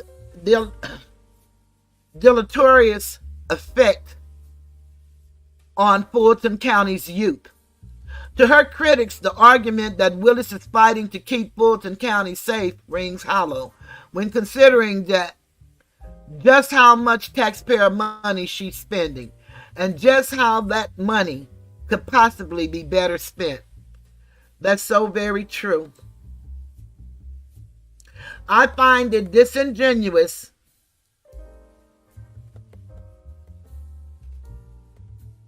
says Anastasios Manetas, a defense attorney involved in the YSL case. They're spending so much money, and that money could clearly address the issue in social services like housing, rent, health care, education, therapy. Manetas represents Molly Farley, a streetwear clothing designer and one of the original YSL defendants. Farley is charged with an alleged unaliving that Manetas says he had no involvement with. Manetas also says that Fulton County offered Farley probation in exchange for testimony, a deal Farley rejected in order to pursue a full acquittal. And one of the things the judge was angry about when she was prosecuting school teachers who went to school their whole lives to educate children, one of the things he was so angry about is because the people would not take a plea bargain. When you take a plea bargain, you give up your right to appeal. So if everybody else is going to court and it turns out that all of this was fictitious and wrong, you got a plea bargain. You entered into that voluntarily. So it would take much longer for what could be corrected to be forgiven on your part, because once you get a conviction, it's almost an act from above to get that overturned. Clearly, Manetas is not an unbiased voice, but his experience defending Farley has led him to believe that Willis indiscriminately cast a wide net when bringing the YSL indictment. That allegations is backed by history of the case so far. And so far it's so asinine, anybody who think this woman has sense have no sense. The indictment named 28 defendants. After a series of deals, severances, and drop charges, only 7 remain. Due to those multiple defendants and that sprawling indictment, the YSL case has already dragged on for a year and a half since its defendants' arrest. Through pre-trial motions and jury selection, the actual trial has not even begun. It's about the allocation of resources, Merchant says. Can you take up a judge, defense lawyers, and everybody for this long of time? The expense is insane. You had to have snitched. Arnold eventually pled guilty to 2 charges: conspiracy to violate RICO and participation in criminal gang activity. The underlying acts were the weapons charges from a decade ago, so he still got charged. Double jeopardy. In the movies and the airport paperbacks, the defendant flips by revealing voluminous criminal activity. But in the YSL case, that's not what's happening. Merchant says Arnold did not provide any new incriminating information. She also doesn't believe Arnold's plea deal will help Fulton County in their prosecution of Williams. I would be shocked if they used him at all, Merchant says. He did not plead to what they needed him to plead to. But even just by pleading guilty to crimes to which he'd already pled guilty, and thereby implicitly stating that YSL is a criminal organization, Arnold provided Fulton County prosecutors with more potential fodder as they build their case against his friend. Merchant says the process has been really stressful for Arnold. There were a lot of people saying you had to have snitch to get out, she says. and he wants people to know the truth. But at the same time, he doesn't want to do anything to undo the deal. Now that he's out on probation, Merchant says that Arnold is trying to rebuild his life, but he was out of society for a year. As part of his probation conditions, he's on a curfew and has to report his travel. But despite everything, Merchant said, he's hoping to restart his career. Publicly, Arnold has been mostly silent. Through Merchant, he denied multiple interview requests. His Instagram page, which features a profile photo of him and Williams laughing happily, currently has just one post uploaded a few months ago. There's a few photos of Duke alone, looking plaintively at the camera. The corresponding caption reads, #YSL forever. In response, he was flooded with comments criticizing him for taking a deal. You took a plea on your main man's, one commenter wrote. If it wasn't for Thug, we wouldn't know you. Please help me understand, bro. It's logical that YSL fans would be upset with Arnold. It's hard to grasp the pressure he was put under by Willis' prosecution. Once Arnold was ensnared in the RICO prosecution, he had few good options. Has the prosecution actually served to protect the people of Fulton County? That's unclear. What is undeniable is that the prosecution has served to boost Willis's national profile. That's the model for prosecutor politicians. Seek high profile, tough on crime cases, gain national attention, and then move on to higher office.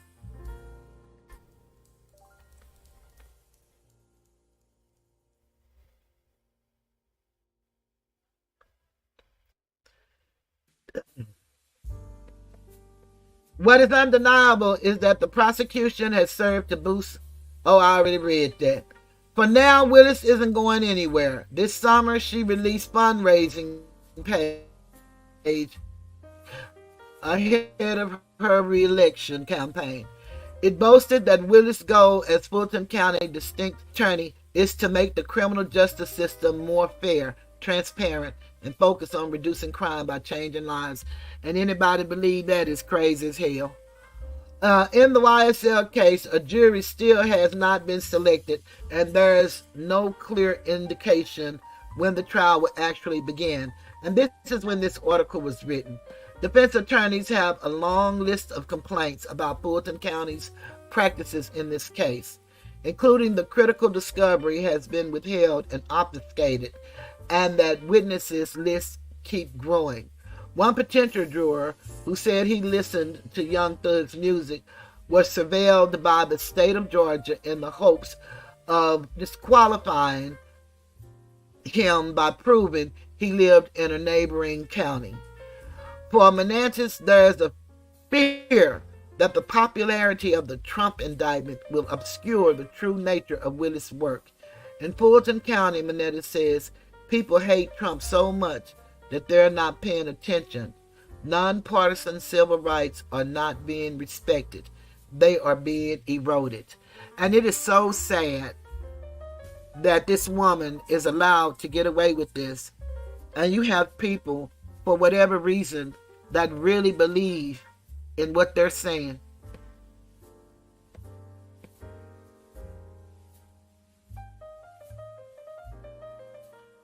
And y'all, whoever that person is, y'all can respond to them if you want to, but that person crazy as hell. Talking about black people. This woman is defiant. She lies. She messed with married men. She flaunted. And I believe she messed with women too, Lizzie Lee. So, just because she got caught with Nathan, don't mean she didn't get caught with a boo thing. So I don't know what she does. And I have a right to believe what I want. And you could be her for all I know. Or a stupid person from Georgia. And everybody from Georgia ain't stupid. But I do know you, or if you're saying this kind of stuff, that's just plumb ridiculous. I don't hate anybody. I don't even know Fani, but I know her actions. And I hate her actions. Lizzie Lee, the bedbug's death is under her administration, and we hate when you're not doing your job. Honorable. Lizzie Lee don't know nothing about no honor. She probably ain't got no job. Or she might be funny. Lizzie Lee cleaning up about lying for paying cash on those trips. Then she had her dad lying. Yeah, I'm not going to get her to change her mind because she's not here to change her mind. She here to just say stupid shit like she's saying. Lizzie Lee, because someone is black, we should turn a blind eye to their wrongdoings. What about integrity, especially when you're in public office? She don't know nothing about no integrity. Lizzie Lee, Fani giving a black man over $600,000 with no criminal case experience. She don't care about nothing like that. She having fun laughing. Lizzie Lee, don't take up for wrong. Stand for what is right. In her eyes, that is right. So she might be wrong. Lizzie Lee, I don't know if Young Thug is a criminal. Fani, being a district attorney, could have talked to Young Thug about his criminal activity before putting him in a RICO case. Well, she couldn't have done that because then she couldn't take the money. See, it's all about money, ain't nothing funny, and that's what we got to realize. All this is strategic.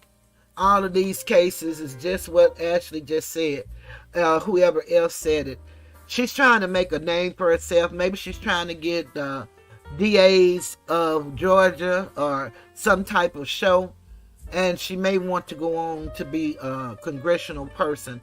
But she's going about it the wrong way. That's going to bring us to where we are now.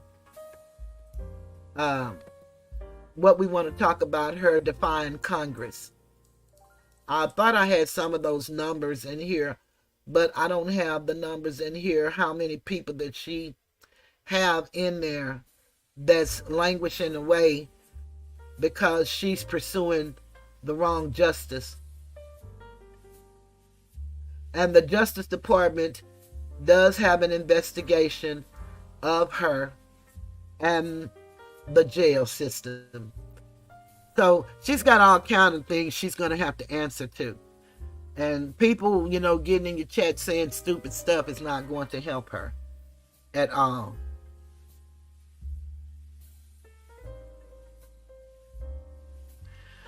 Tasha says, Lizzie Lee, getting rid of criminals is not the problem.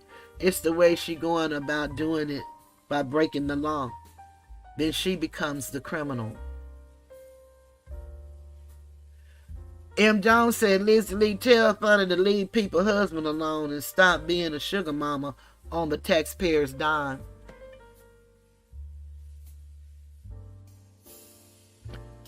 Marquand said, Lizzie Lee, I don't know if Young Thug is a criminal. Fani being the district attorney could... Oh, I read that already. Okay, I read all of y'all stuff. So now let's go to some good stuff. So, Fani was dealing with... Congress. They sent her a letter and told her that, they want her to provide information to them. Okay, let's go there. They told her they wanted her to provide information. So,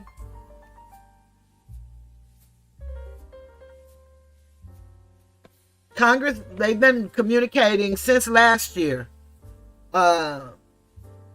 She received a letter telling her that she has to have all the information in by the 28th at noon that they requested of her. And this is what she actually said to Congress. I don't know if this lady realized positions in life. Maybe she thinks hers is the only one that matters. But all of them have positions, and you honor the position. That's why with the court you don't get personal and you speak to the court. And I don't think that she's aware of that. She wrote this letter, and I don't have the full letter here. I just have excerpts coming from Newsweek, Mathraw and Pelley, March 27, 2024. This is what she said back to Congress. I am in receipt of your letter dated March 14, 2024. I categorically reject the assertion that this office is deficient in responding to the committee's subpoena dated February 2nd, 2024. The letter obtained by Cohen said, "As you note in your letter, we have already provided you with substantial information about our programs that are funded via federal grants. Further, as I expressed to you in my letter dated February 23, 2024, this office is in the process of producing relevant documents to you on a rolling basis and is undertaking a good faith approach to provide you with responsive information about our federal grant funding," the letter added. The letter goes on to state that Jordan's request of extensive documents demands is unreasonable and uncustomary and would require this government office to divert resources from our primary purpose of prosecuting crime. Well, whose crime are you prosecuting if you have 1,200 people that's never been indicted? The only ones it seems that you're prosecuting are the two that's in the news. That's just what it seems to me.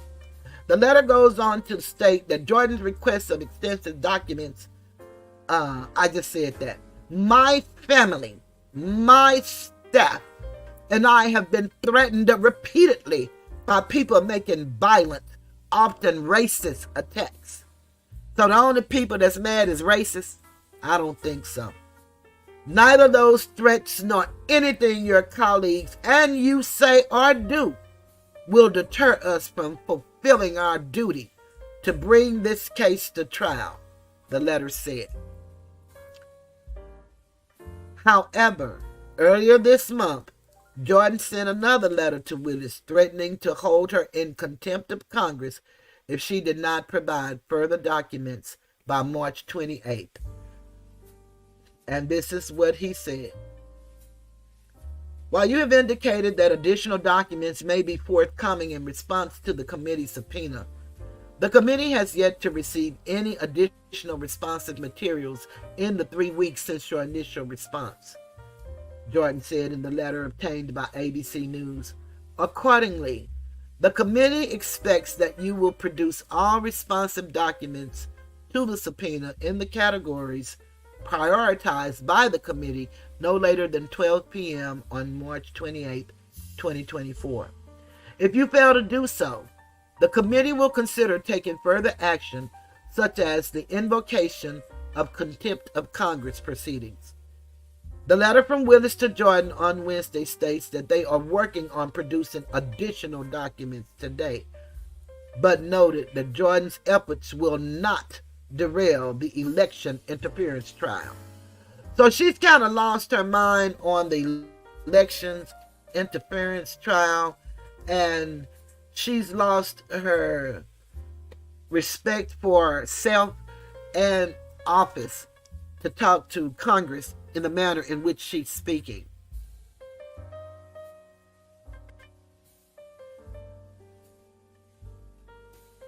Yeah, she can't help it but use the race card, and that's so very unnecessary. You know, that's what we fight about all the time when people do it to us as individuals. But what can I say?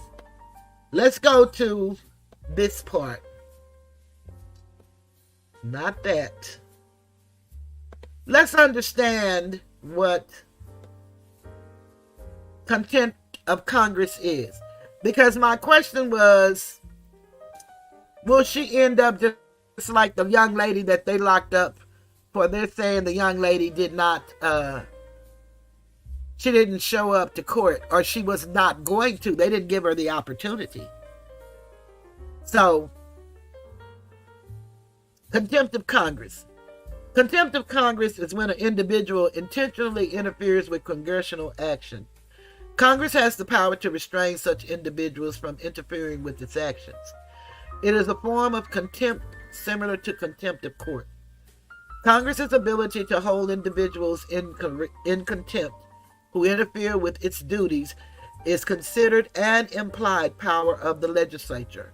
The U.S. Supreme Court summarized this principle in the 1917 case of Marshall v. Gordon, stating, In virtue of the grant of legislative authority, there would be a power implied to deal with contempt insofar as that authority was necessary to preserve and carry out the legislative authority given. That is, although the federal Constitution does not explicitly provide for congressional power to hold individuals in contempt, such power is considered implied because without it, Congress could not effectively carry out its duties. Historically, Congress relied on British parliamentary precedent and generally found individuals to be in contempt of attempting to bribe congressmen or for refusing to answer congressional inquiries. For example, in 1795, Congress held Robert Randall in contempt, referencing British parliamentary practice, and held him in custody for about a week for attempting to bribe several representatives to vote to extinguish Indian land titles. Currently, actions for which individuals can be held in contempt of Congress are largely a matter of statutory law and focus mostly on when individuals refuse to appear or give testimony for a congressional investigation or hearing. The U.S. Supreme Court in Watkins v. United States confirmed congressional power to issue subpoenas stating that all citizens have a duty to cooperate with the Congress in its efforts to obtain the facts needed for intelligent legislative action, and that they must respond to subpoenas and testify. Federal law penalizes individuals who refuse to respond to congressional inquiries. That's 2 U.S.C. Section 192. States that any person who is summoned before Congress who willfully makes default or who have appeared refuses to answer any questions pertinent to the question under inquiry shall be guilty of a misdemeanor and may be subject to a fine and imprisonment if convicted. Now, it'll probably never get this far, but that's what this lady is putting her career on the line for, so that she can look bold to people like Lizzie and let them think that she is this strong black woman who's trying to take care of the people that she haven't indicted in jail, but she allows them to lay languishing in jail because they don't have the money to make bond, but they haven't even given them a bond because they haven't been indicted. Now, we do know and we've learned that if they're locked up for at least 90 days, they should be given a bond. And there are some people who cannot even afford the bond that is being offered, and some can't even get a bond because they have not been indicted, and therefore they cannot get a bond. The matter under congressional investigation, however, must be a subject over which Congress has legislative power before an uncooperative witness may be convicted of contempt. The U.S. Supreme Court in Quinn v. United States also recognized certain limitations on congressional power to investigate and summon individuals, namely that it cannot be used to inquire into private affairs unrelated to a valid legislative purpose, nor does it extend to an area in which Congress is forbidden to legislate. Similarly, the power to investigate must not be confused with any of the powers of law enforcement.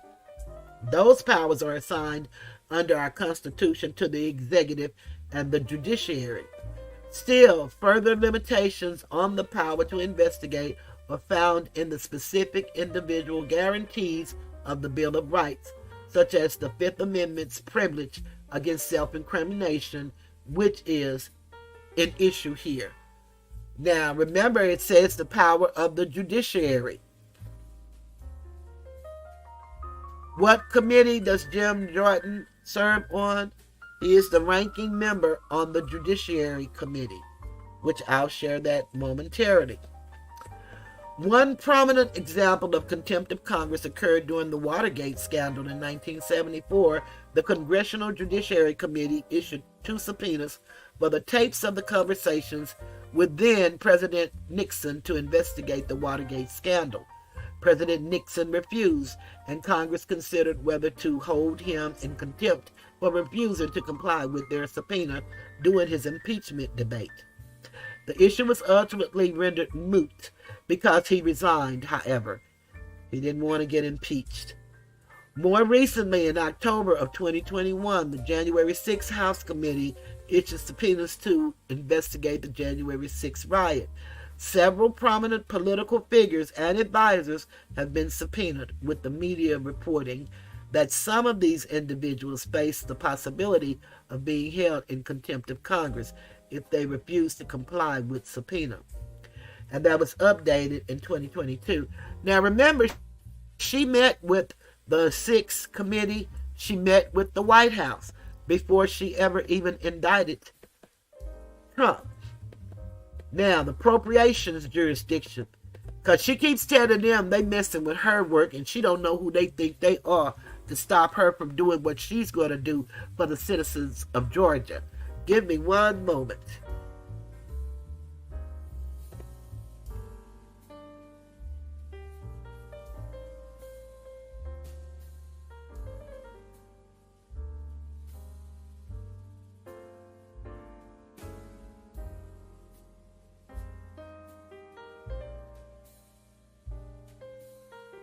Thank y'all very much.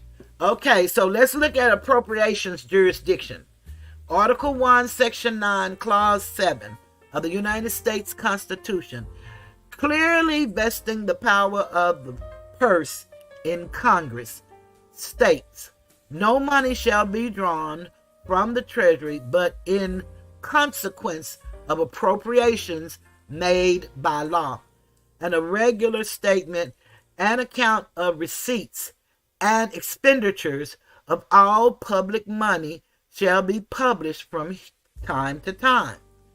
This clause is the foundation for the Congressional appropriations process and the fundamental source of the Senate Appropriations Committee institutional power, as is the same with its counterpart in the lower house.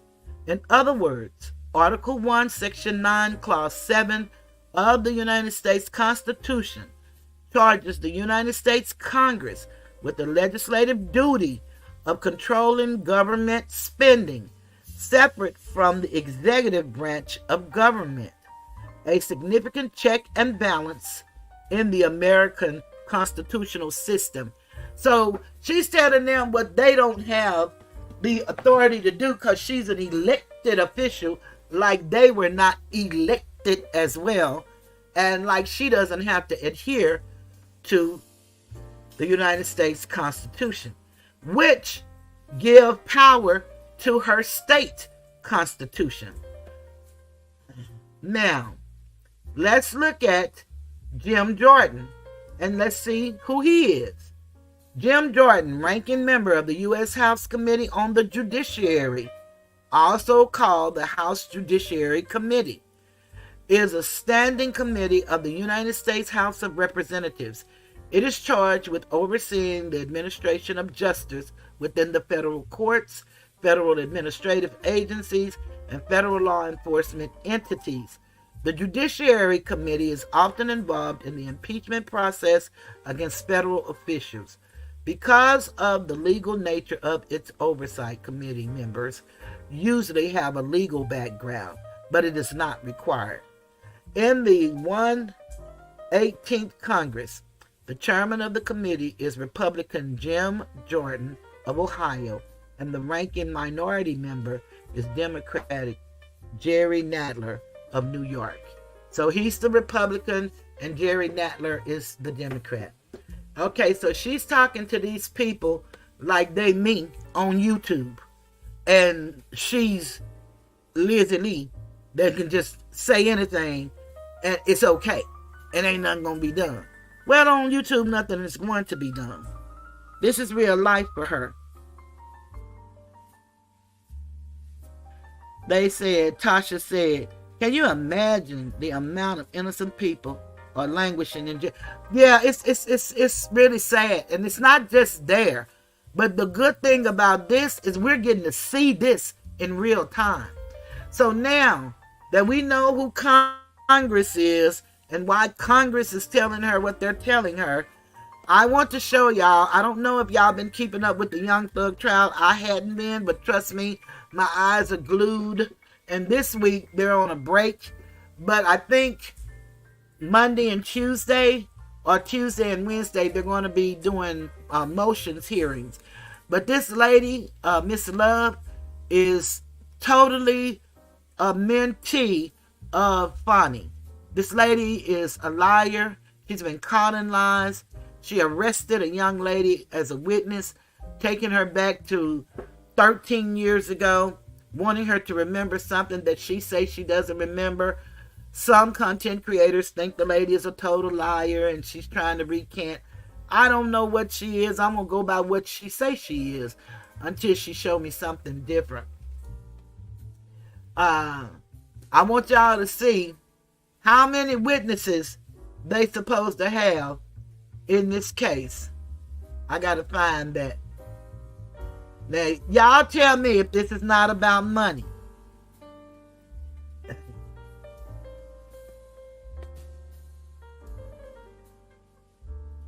Okay, that ain't the one I want. I want the one about the witnesses. Nope, that ain't the one. Here it is, right here. I want y'all to tell me, what is this about? Let me pull it up for y'all.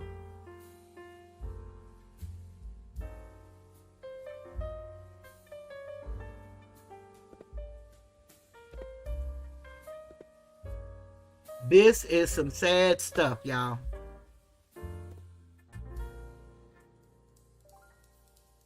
Now, y'all do know and remember the school teachers was the longest trial in the history of Georgia back in 2013, 2014, 15. It was 8 months.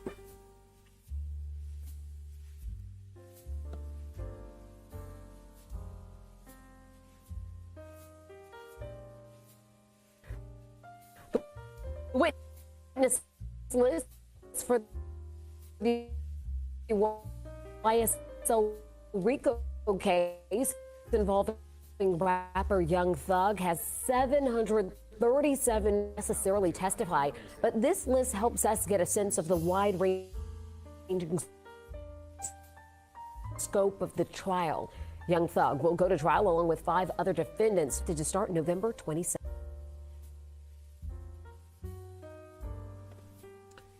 So did y'all hear how many people that's on the witness list? Did y'all hear that?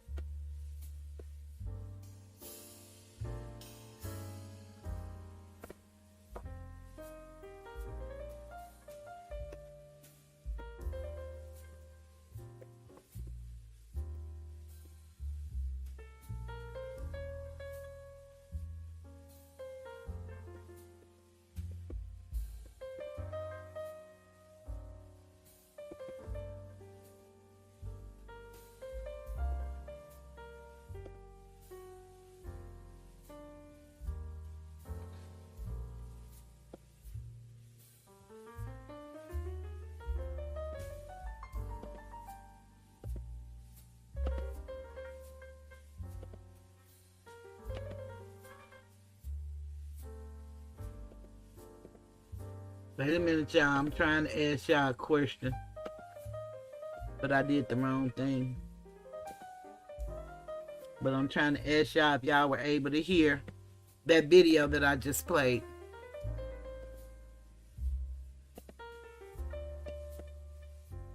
Okay.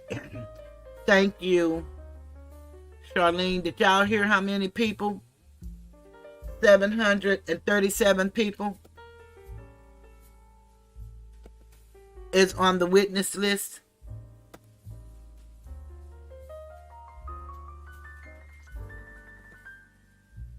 I hope y'all get to hear this one better. That was just a few seconds. I'm going to cut the music down just a little bit. because I hope y'all can hear this. I want y'all to hear this stuff. So now that's what they got, 700. Now that doesn't mean all of those are going to testify, but that's how many they have slated to testify.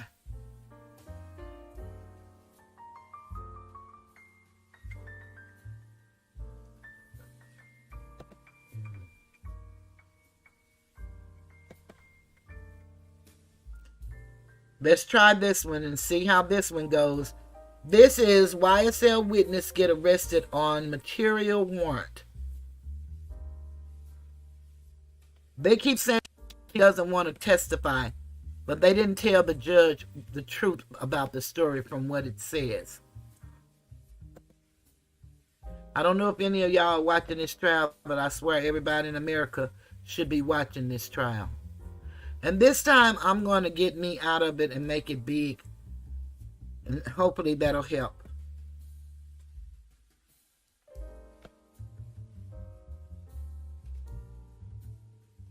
Has indicated from the beginning that she did not want to testify. When I met with her late last year with Chief Investigator Randolph with our office, we spoke, and she emphatically indicated she did not want to be involved. We told her that we had to, this is what we have to do. She indicated that Mr. Anderson, who is her child's father, was the way that she said initially, she started off with, I blocked everything out from then. I blocked everything out. And I said, okay, let me just start off with the fact that I'm sorry that all of this has happened to you. And then she said, I've been in a bad place. I went to prison. I learned my mother was sick, terminally ill while I was in prison. The year after I was released from prison, my mother died the day after my birthday. And there have been times when I didn't want to go on, but I have these 3 boys. So I have to go on. We talked about herself, her family. She indicated that when I spoke with her and said, let me just say, I asked her whether anyone ever contacted her following the 2013 robbery by the defendant Williams and Mr. Murphy. She said no one had ever spoken with her, that we were the first ones that spoke with her about that. I said to her, well, I suppose, and I was remembering differently than what the report read. I said, I suppose that's because the officer said that they called you and apologized and gave you your stuff back. She said, what officer said that? When did they give me my stuff back? I said, this is what I think I remember from the report. We had it seemed amicable kind of interaction. She agreed to meet with us again as time went on, if we needed to, when we needed to. Later, as it grew closer to the time that she needed to appear in court, she came here for court. Earlier this year, I went outside to talk with her again. I had reached out to her by various means between that time and the time I first met with her. When I sat down to talk with her, she said, I want to take my life, essentially. And I asked her, what had happened, why? She said, you're making me feel that way. So I left. I walked away from her and called in an advocate, and our lieutenants, our investigators were called. They then called an ambulance. She indicated that she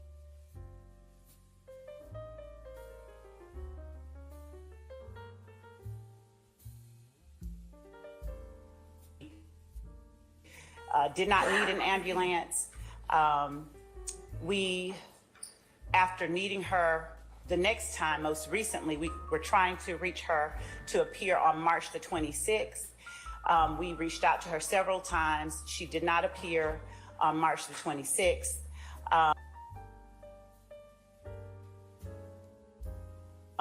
One of our lieutenants reached out and said, we don't want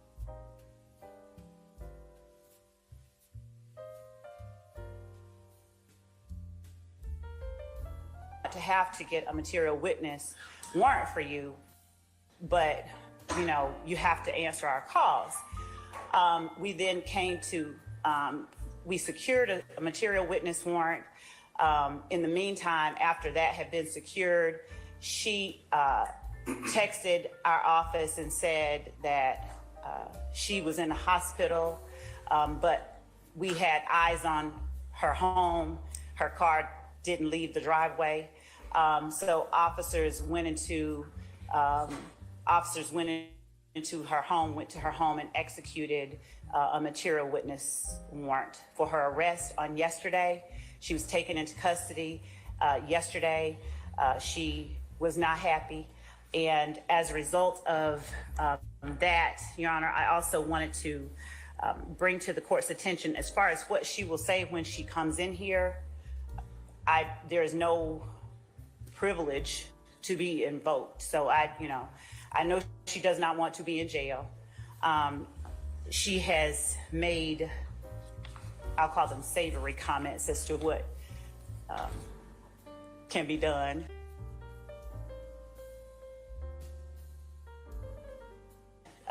To her, she's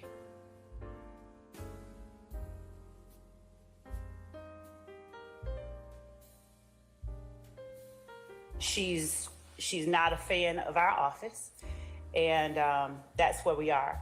Additionally, Your Honor, as a result of all of those facts, I wanted to just point out, I don't know if she's going to be cooperative. I don't know if she's going to be hostile, but I've printed out for the court's consideration and copies for counsel of questions. I may have to ask her questions that are closed-ended. They will be maybe one-word answers or closed-ended questions. Those have tended to garner objections. But I just have case law that says a question that requires a yes or no answer is not a leading question. A leading question is a question not suggesting the desired answer is not leading, where it inquires only into a single fact. That's Milner, Milner versus the state 258, Georgia App 425. Wiggins versus the state 338, Georgia App 273 is the 2016 case. The Wiggins is 338, Georgia App 273, which states a question is not open to the objection that it is leading when it does not suggest the answer desired. So the court found that questions such as, now would she actually hold your hand during this time? And now did he ever get his private part inside your vagina? That they did not suggest the answer desired. That the questions, in fact, did inquire into only a single fact, but because they did not suggest the answer desired, the questions were not leading. The court also cited cases wherein the question was any money demanded of you was argued as leading by an appellant. The court said that was not a leading question, and allowing a prosecutor to ask a 14-year-old witness, did you see the defendant with a gun, was also not a leading question. And as to that issue, the last case that the state has for the court's consideration is Burden, that's Burden versus the state, 332 Georgia App at 811, that's a 2015 case, which also says a question is not open to the objection that it is leading when it does not suggest the answer, but only inquires into a single fact. They cited Milner for that assertion on the court's part. So, Your Honor, I do anticipate asking closed-ended questions as opposed to more open-ended questions. But unless the witness proves herself hostile, we won't need to lead. If, however, she does prove herself hostile, the state is prepared to ask the court for permission to treat her as such. And we have the cases for that as well. And I would point the court's attention to Issa, spelled ISSA, versus the state. When was that decided? 2017. There's some more recent case. So I thought Brown versus the state, 314 Georgia 193. We have that as well. Okay. Thank you. All right. So we are not at this point asking that she be treated as We a need to see hostile. what she says. And Right. What comes up. Issa, Your Honor, is, That was Mr. Matthews. I know, I was just addressing the Okay, court, but that's for all his benefit. That was 340 Georgia App 327 at Penn Site 340.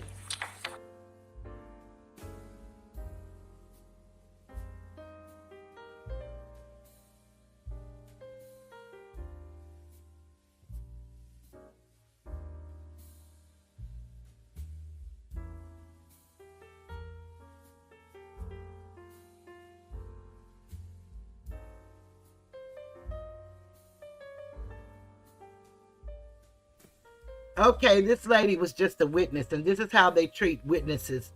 So if you're going to testify on behalf of the state in Georgia, you're subject to get locked up if you don't dance to their tune. And that's what a lot of the witnesses said, that they were being intimidated. And then all of this stuff that they're bringing up is stuff they're charging them as a gang, not based on current events, but on stuff that happened 13 years ago. Well, at least 11 years ago. And they all were different people 11 years ago than who they have become today. And I don't know if they're guilty or innocent, but the stuff that they're doing is the same exact thing that's going on over in the courtroom of McAfee. So now we're going to hear the young lady tell why she didn't want to come to court. She never said she wouldn't come to court. She's just going to tell why she didn't want to come to court. So let's hear that.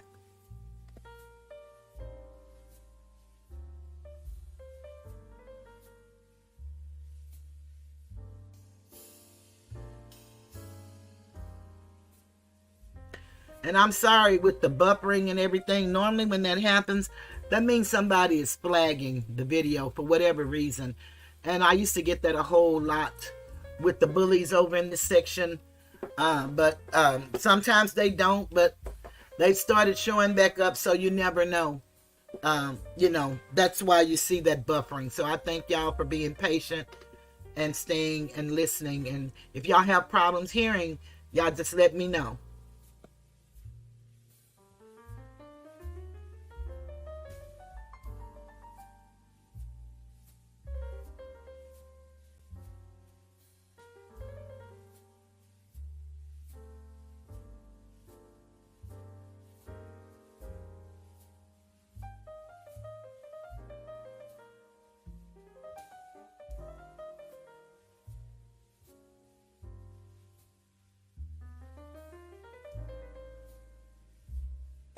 Is that fair to say? When you testified yesterday, you were on edge. Is that fair to say? Yes. You didn't want to be here. Yes. And part of it is because of the interactions, and your reaction yesterday was based on the interactions you had, not with Mr. Williams or anyone over here, but with the district attorney's office. Isn't that true? Yes. You told us when you were back there that they had been, quote, harassing you for a number of months. Is that true? Yes. And in fact, you said that prior to coming out and testifying, that the only person you were afraid of, you didn't want to be around, was Investigator Hamilton from the district attorney's office. Is that true? Yes. And you're saying that to us, and then your testimony subsequent to that was based on the interactions that you had had with Mr. Hamilton. Isn't that right? Objection, Your Honor, vague as to the question. I stand the objection. Okay. Mr. Hamilton had contacted you prior to yesterday. Is that right? Yes. He would call you from time to time. True? Objection, vague. What is, can I have some? I'll hold the objection. You can answer. Yes. Let me just ask you the questions, okay? Mr. Hamilton had harassed you. Is that correct? Yes. In fact, you told us when you were back there that you didn't want to come out and see him because he had sexually harassed you. True? Yes. You felt like, and you told us, that you were really concerned about coming out here. I'm going to object as to relevance. I'm gonna hold the objection. You told us that the times when he would contact you, it seemed like he was trying to date you. Yes.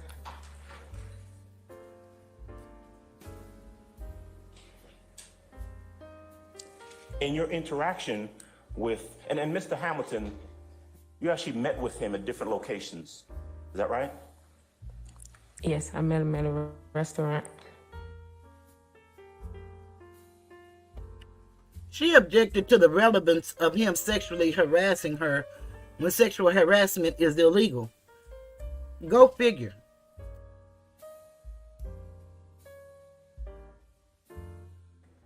Japanese restaurant off of Moreland Avenue Yes. a couple months ago. Maybe, I think February. Okay. He wanted to meet you, supposedly to talk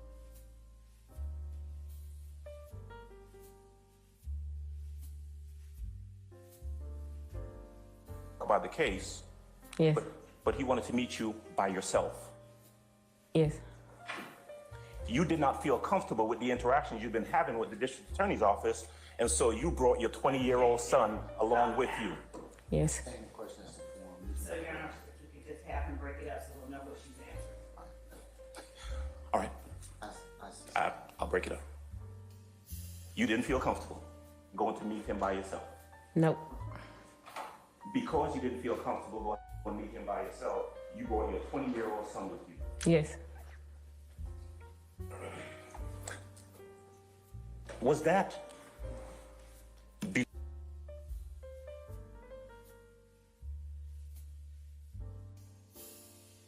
before or after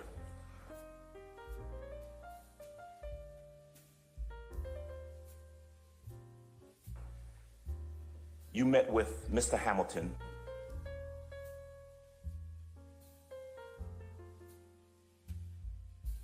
and he told you, don't talk to nobody else?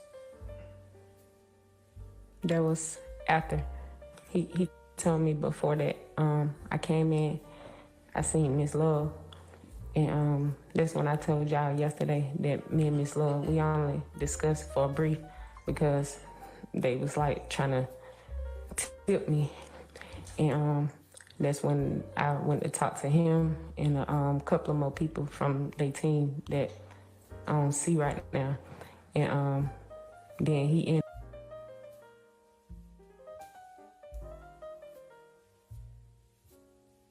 ended up getting me by himself and asking me to give him my number and that he's gonna contact me and that I ain't need to speak with no one else, and if they contact me, do not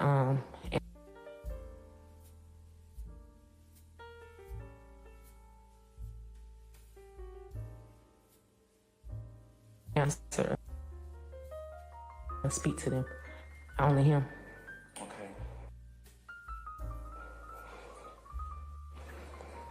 He told you that he would like to take you out when this was all over, didn't he? Yes. And then he's, as far as you know, he is an investigator, law enforcement investigator for the DA's office, right? Yes.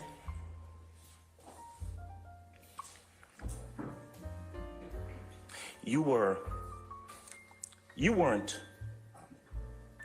didn't have a problem discussing with the district attorney's office this supposed incident from back in 2013, right? No, I never had a problem. Right. And in fact, when going back to you being asked yesterday about whether you were scared or anything like that, when you met with the DA's office, you met with them so often that you actually lost your job, didn't you? Yes. They would contact you and say, hey, you got to come talk to us. And because of the number of times that you had to just kind of drop everything, leave your job, and come talk to them, you lost your job, didn't you? Hold on. Yes. I sustain objection, Mr. Foreman. You can rephrase, Mr. Adams. You lost your job because of having to go meet with them, right? Yes, but they wasn't meeting with me every time they tell me to, though. Subsequent to or after you lost your job, Yes. Mr. Hamilton, the investigator, told you, don't worry about that. Take care of getting you another job, right? Yes.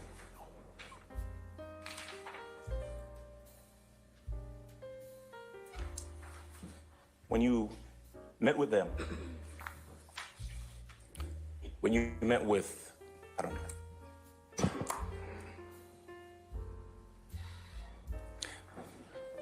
there was actually a time where you came here to the courthouse to meet with either an investigator or someone else from the DA's office, true?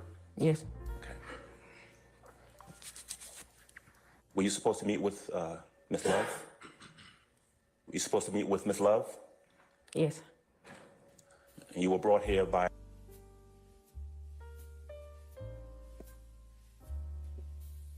Marquand, no, she's not involved with young people.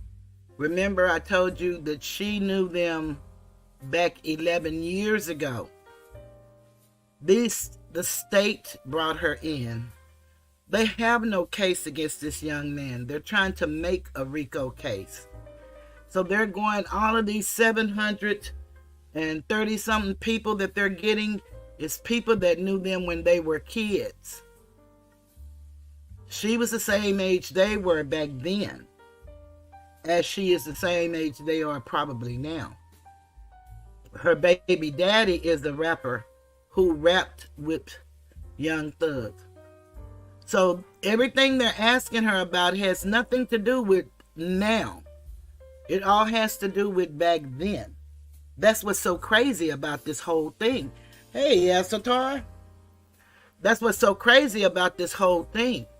That's why it's really interesting to go back and really start looking at. I never paid attention to this case until I saw so much craziness with this Fani Willis. Then I started looking at this case, and this is it's actually absurd. But she today was working on a job. She changed her life. She used to sell dope. She went to prison. They're bringing these people up that had criminal records and trying to recharge them on the criminal records they had when they were kids, trying to make it fit the RICO in furtherance of today. But their past is their past, and they've all changed their lives. Even Thug, now he's a millionaire times over. But this lady is just really milking this man for his money. This has nothing to do with saving no people of Georgia. Remember, we had the virus that came along. And when the virus came along, they were not looking at any crimes because everybody was locked in their own homes and there was no crimes going on. Then when they uplifted, God, uplifted the laws where you could go back out, then that's when crime started taking back up. And this woman is trying to make a name for herself. And then there is some history between her and one of the guys that used to rap with him. And that young man, I think, was, I don't know if he's unalived, but he was definitely shot. And so all of this is intertwined. This lady does nothing by the law. This is the most lawless DA to keep claiming the law is on her side that you've ever seen. So you just got to kind of go back and look at it. And what I was trying to show you guys is, since she's defying Congress, they locked up a witness, not somebody who's accused, a witness who has nothing to do with the case, didn't know nothing about her name being involved in the case. He's not hanging with these people anymore.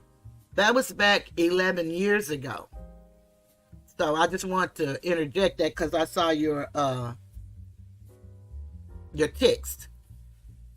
Let's finish. An investigator, Investigator Long, right? Yes. You ended up not speaking to Miss Love that day. Am I correct? It's just for like a brief. Okay. Your Honor, I would object and ask that the witness answer the question, yes or no. I didn't understand the answer. I'm gonna rule the objection. She's answered the question. When you, just to be clear, when you said a little while ago that Miss Love tried to tip you, is that what you said? Yes. What did you mean by that? Because when I met with Miss Love and the witness that she discussed, it was some things that we had talked about, and she told me like it was some things we talked about that wasn't gonna be brought up, but she wouldn't bring it up to me again, or we wouldn't have to discuss it. Okay. All right.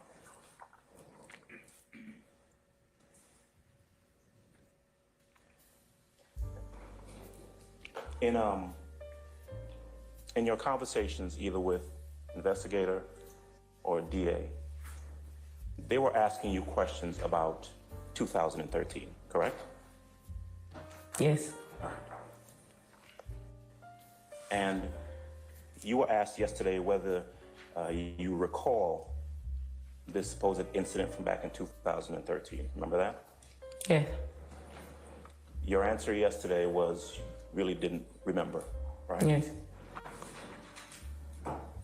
Not talking about yesterday now, but going back a couple of months, whenever it was you met with them, you told them then, and them being the district attorney's office, whether it's an investigator or a DA, you told them then, I really don't have a lot of memory or remember much about 2013, right? Yes.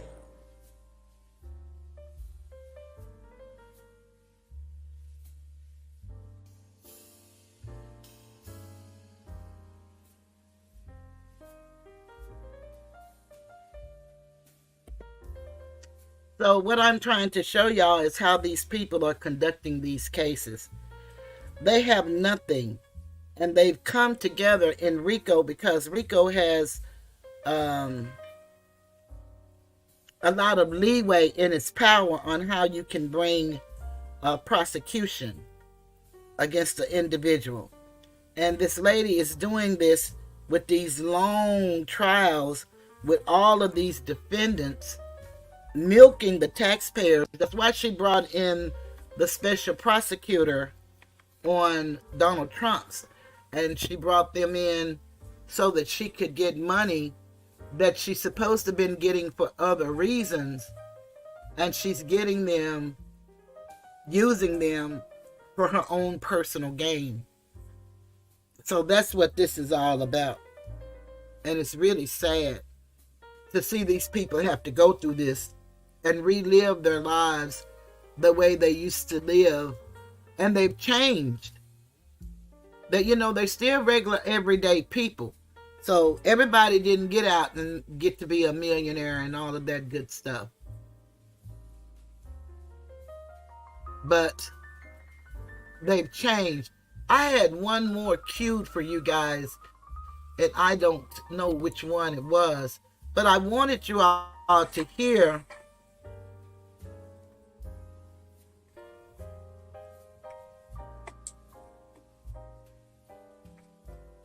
I don't know if this is the part I want y'all to hear.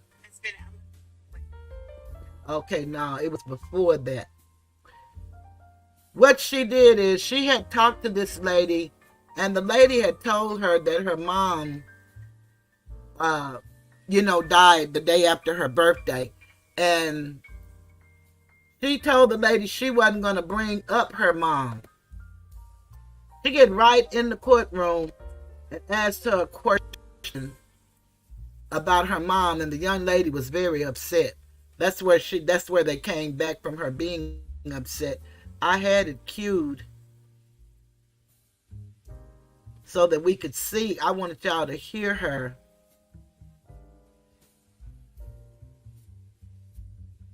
I wanted y'all to hear that. But it looked like I hit the wrong thing. Hi, Angie. How's it going? Happy Easter. I wanted y'all to hear her questioning that lady and asked her about her mom.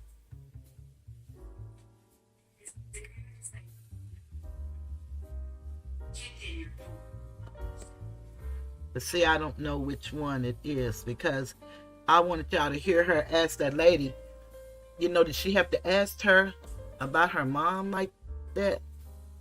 And she pretend that she didn't intend to do that.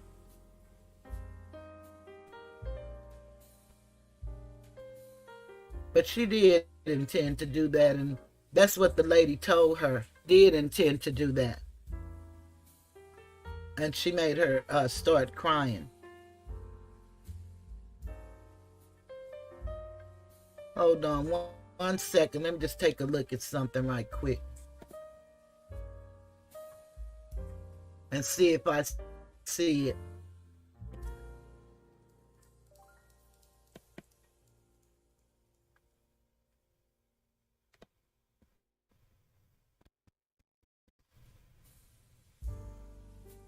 No, I was trying to see maybe if they had the transcript. Maybe I could just scan over it and see if this is the one. But they play real dirty in that district attorney's office. I can tell y'all that. They play extremely dirty, and they don't care about the people. Now she's doing what the Fulton County people want her to do. She's being disingenuous. The Fulton County people don't even know she's doing all this stuff she's doing, I'm sure.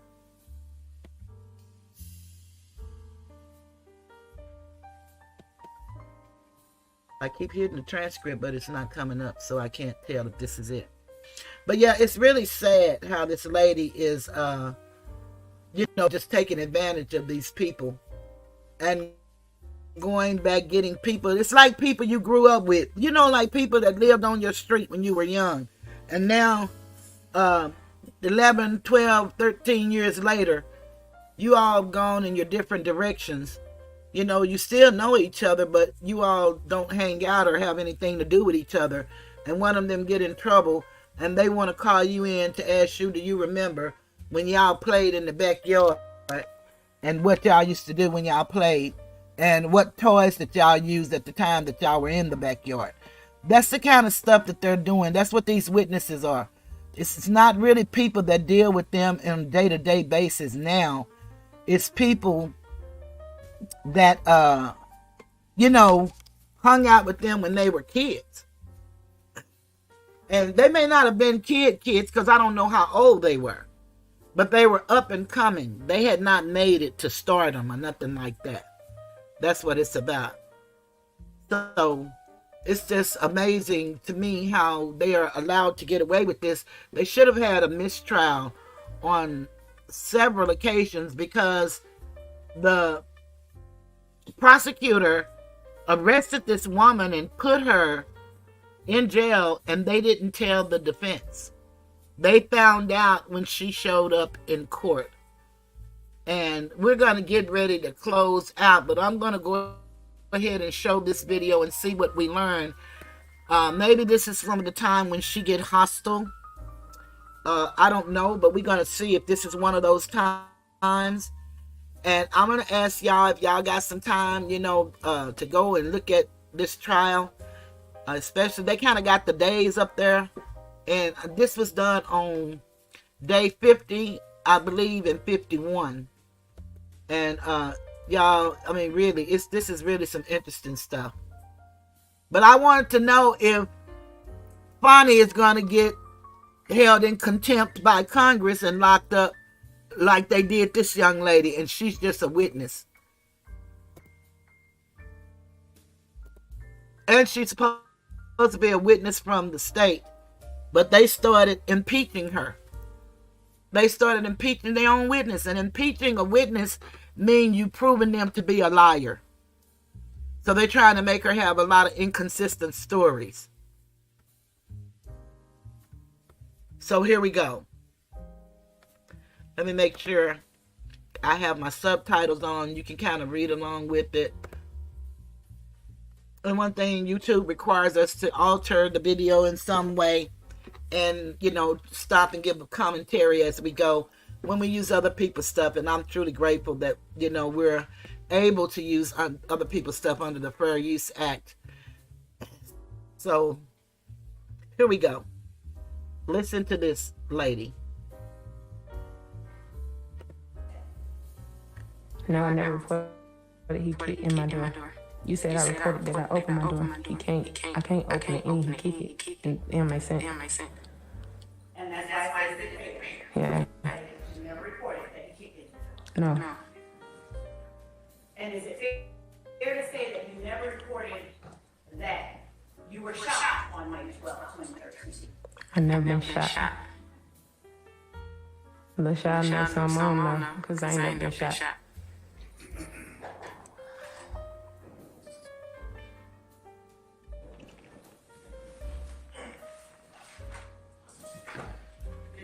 Thank you for patience.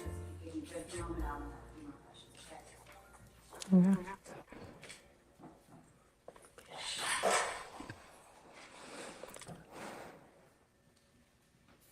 Now, Ms. Bennett, when you met outside in the hallway, me outside in the hallway of this courthouse, were there investigators and other people around? And at that time, earlier this year, did you indicate you did not wish to speak with me anymore? No. Somebody told me I had to speak with you no more. And who was it that told you that? Mr. Hammond. Did you tell me that I made you uncomfortable? No, I didn't tell you that. Because I didn't speak with you. I said I didn't speak with you, so I couldn't tell you that. You're saying now that you did not speak with me outside in the hallway? I'm sorry, can I have this please speak into the microphone? We'll speak up.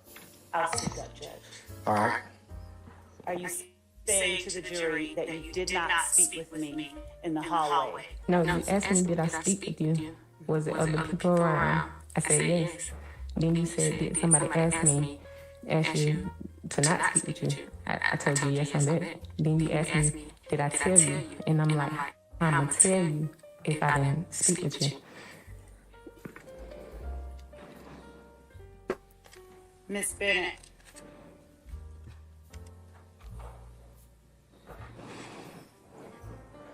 Did you express at any point that I made you want to cause yourself harm?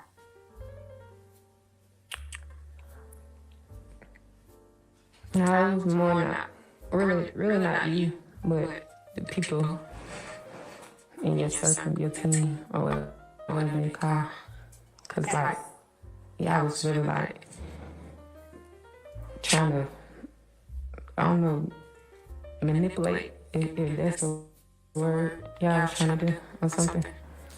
What was it that I tried to manipulate? Like the situation. How did I try to manipulate the situation?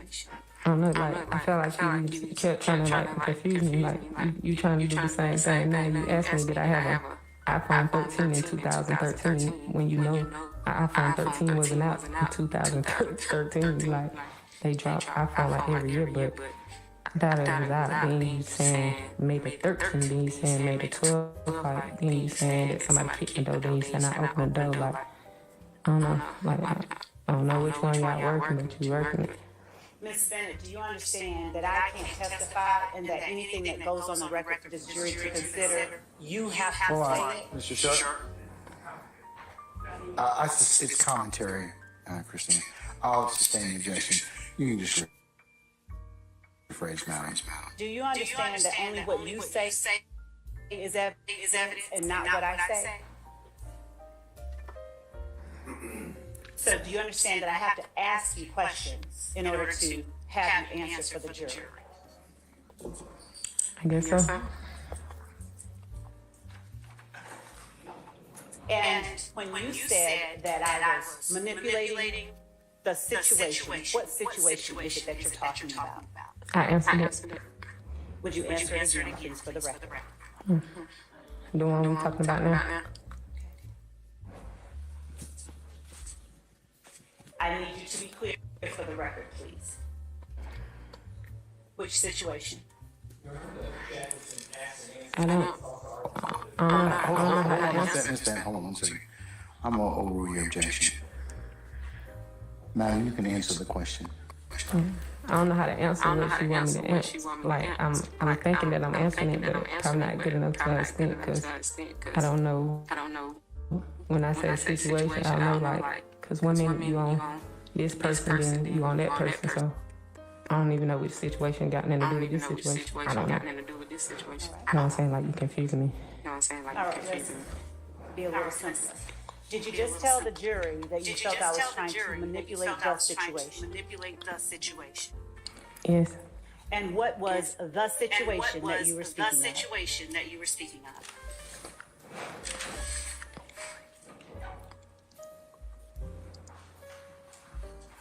You have to say it for the jury. What was the situation that you're speaking of that you felt I was trying to manipulate? And that's what I'm saying. Like, I'm answering the same question you asked me over and again. Like, Ms. Bennett, do you? I don't know, cause you spoke to me like on a lot of situations. Like you was talking about Thug, then you started talking about my kid's dad, then you was telling me asking about my mom. Like, but I don't think all those things went together. Like, I don't think all of them mattered with each other. So I don't understand. Tell the jury what I talked to you about. I thought I just did that. What did I tell you, or what did I ask you about Thug? You asked me, did he do a lot of things to me? And like, you asked me, did he break in my house? Did he get this? Did he do that? Like, all the questions you just asked. Like, I can't remember all the questions you just asked. You ask them over, I can answer you. All right. And do you recall what your answer was? Yes. Okay. What was your answer to me when I first met you in the Wendy's parking lot? Yeah, you asked me, did I recall this person? And did he do these things to me? And I told you no. What did you tell me? What else did you tell me? Then we started talking about other situations. You was telling me about situations you had. And I think I started talking to you about my mama, which that's something I just told you. We ain't gonna do that here though. Okay. Did you tell me that you had blocked out large gaps of time? Yeah. Okay. Did I tell you that an officer had stated that? Your Honor, I'm going to object to number one, testifying, and number two, hearsay. Your Honor, I've asked that the court allow me to form a foundation for the question that will follow. I'll sustain the question at this point in time. Okay. If you want to lay some more foundation, that's fine. Do you recall me talking to you about Thug DK and Thug's brother giving you back your items? They gave them back? I'm asking you a question. Do you recall me talking to you about that? I don't remember you saying that. Do you recall me talking to you about them calling and apologizing to you? No, I remember you saying that. You don't remember that? What else, if anything, do you recall talking to me about the first time that we met? That you're comfortable talking about to the jury? I repeat it because I just said it, but I repeat it again. When you talk to me about the situation with you asked me that I feel like he did any of those things, and I was like, no. And I know you did ask, was I scared of him? And I'm like, no, like I don't have a reason to be scared of anybody. And then you talked a little bit about yourself, and then we talked a little bit about the situation. Again, like I said, you got to keep making me repeat myself about my mom, and I said I don't want to talk about that, and that's what we talked about. Is it your testimony that you said that Thug did not do these things, or that you did not recall the year? And I told you he didn't do those things. Okay. And you asked me, did it happen in that year? And I told you I don't remember a lot within that year. Okay. Did I ask you where you lived in 2013?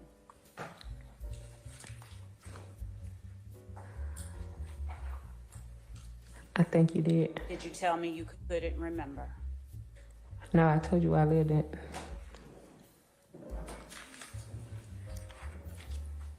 That's your recollection, that you told me where you lived. Is that what you're saying? Mm-hmm. Basis.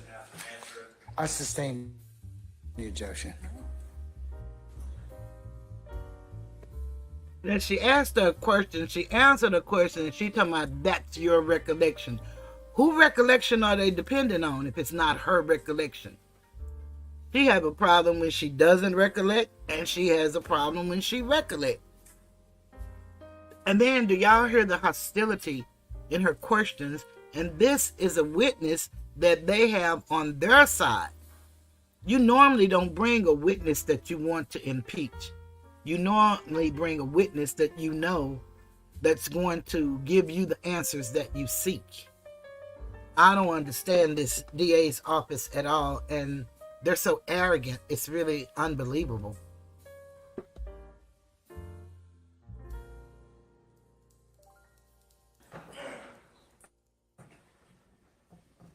And do you recall what the inside of your apartment looked like in Trestle Tree on May 13th, 2013? Oh, You may answer. I'm not sure because I know we had remodel. So, but I think that was 2012. I'm not sure. I don't want to be wrong. Do you recall what your address was on May 13th, 2013? What was it? 980 Confederate Avenue. Was there a number or a letter?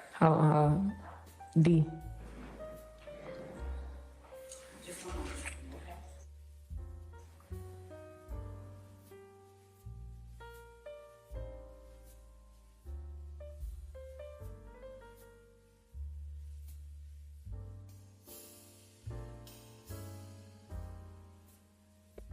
All I can say, if you live in Fulton County, you don't want to get in trouble or know anyone that gets in trouble, because you too could be locked up just for knowing them. And that's what happened to this young lady. She's still under custody, but the judge did let her go home for Easter and spend it with her family. Yeah, and see, I was looking for that tape. I had it queued for you guys because I wanted y'all to hear her when she was questioning her and she broke down about her mom, because she had told that lady that in confidence, but the lady, good as she felt, she told the girl she wasn't going to mention it in the courtroom, but good as she felt, she decided to bring it up. And that really broke her down because, you know, she know the lady not on her side, but she didn't think that the lady was going to break her trust. And that's what was so painful for her to do that. I wanted to Oh, I wished I could find it. I had it set up for you guys. That's where she was arrested.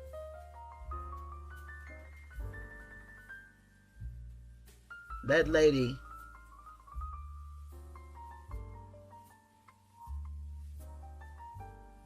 literally brought up her mom. And the way she asked her, that's what the girl asked her. Did you have to ask me like that? And the lady was pretending she was sorry. She told her, nah, you're not. You know what you're doing. It was sad.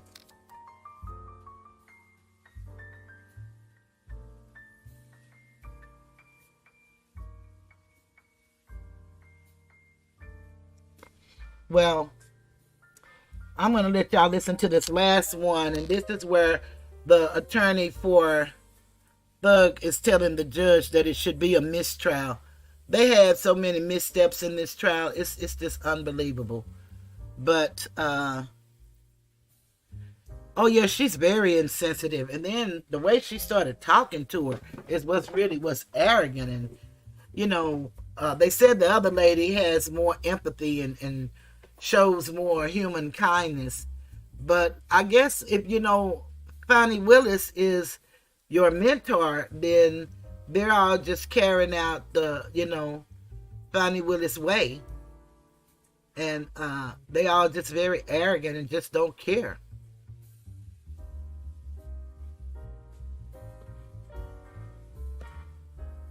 It's really unbelievable the way that they treat people.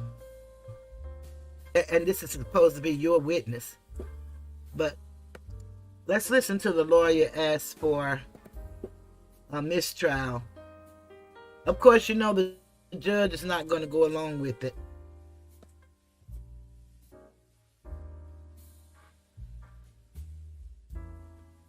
And they wasn't supposed to show her face, but they're going to show her face. And let me come in right here.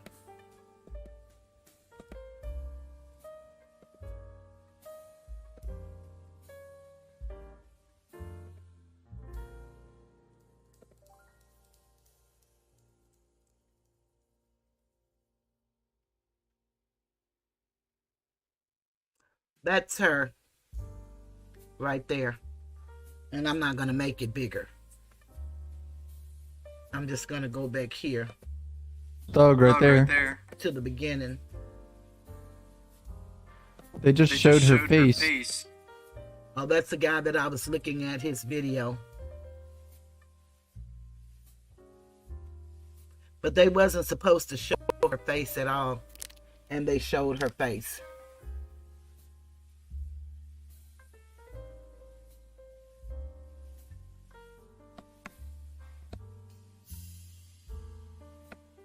Let me look at one other thing.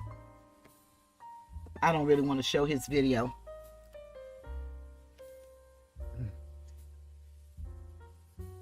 Let me look at one thing, y'all.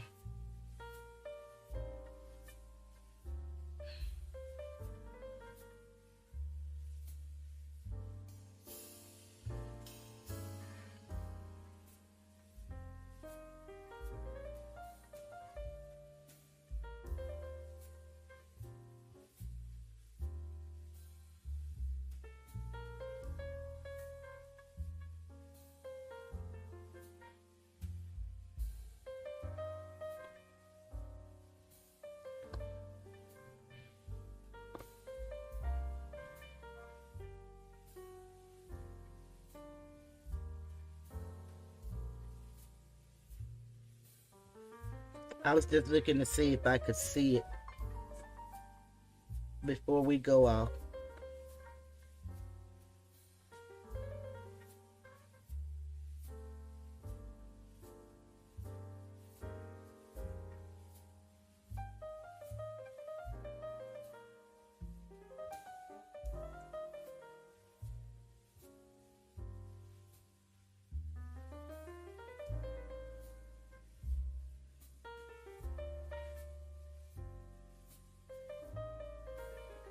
One second now.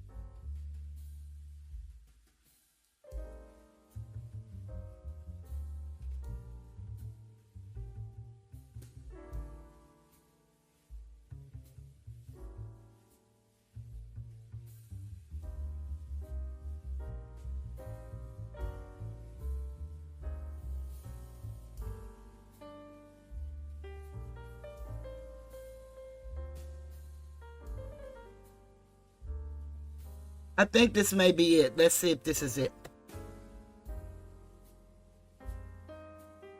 2013. On Mother's Day of 2013. Let me just ask you this. What year were you born? 86. 86? And were you working during that time outside the home? I don't remember. Were your parents, was your mother alive in 2013?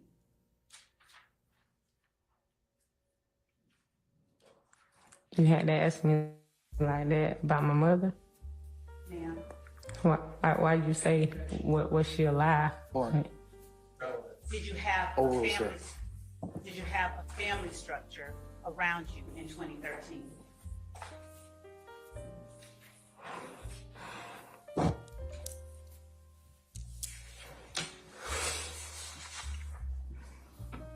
Miss Bennett, Your Honor, could we?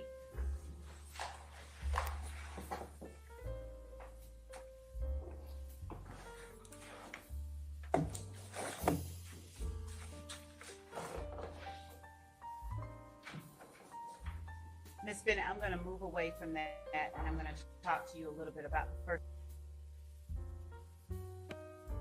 Now remember, she had a private conversation with her about her mom and what had happened. And she told her she was not going to bring that up, period, in the court. And then she asked her that question. So that took her totally by surprise, which I believe she did it on purpose. But listen. First time that you and I met, okay?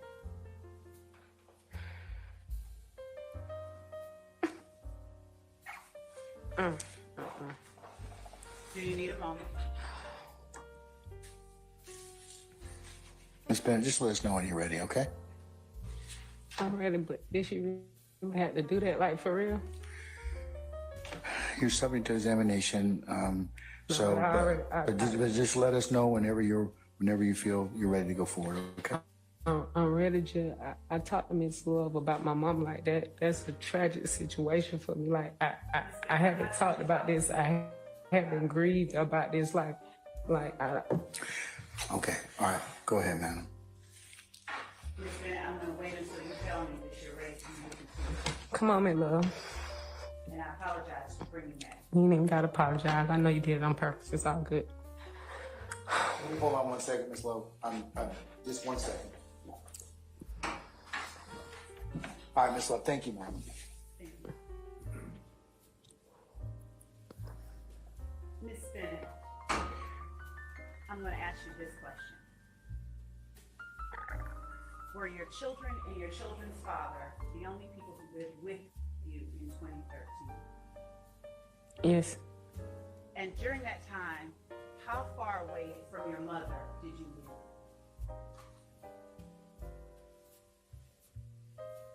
Approximately about 12 minutes. Did you talk to her often? Every day. And on Mother's Day in 2013, did something happen to you that caused you to later make a report to the police? Not that I recall. You earlier said that, or referenced when you spoke to me, when you and I spoke the first time, did you tell me about some things that you had gone through? Yes. Did you tell me essentially that the state had let you down? Mr. Short, I'm gonna overrule your objection. Did you tell me essentially that the state had let you down in a number of ways? No, when I talked to you, that's like the first time I talked to the state. And when you say the state, are you talking about the district attorney's office? Or unless you stating like me being locked up and stuff, and I told you that, yeah. Yes. Yes. And you spoke to me, or did you speak to me about giving some tragic information while you were locked up? About when I was locked up? Yes. And did that cause you to have any feelings of resentment towards the state? I'll overrule the objection, Mr. Matthews. I'll make it a continuing objection. Overrule, sir. You repeat it? Did what happened to you have an effect on you and your feelings towards the state? Yes. How did they affect your feelings towards the state? Also, make an objection on foundation. Overrule, sir.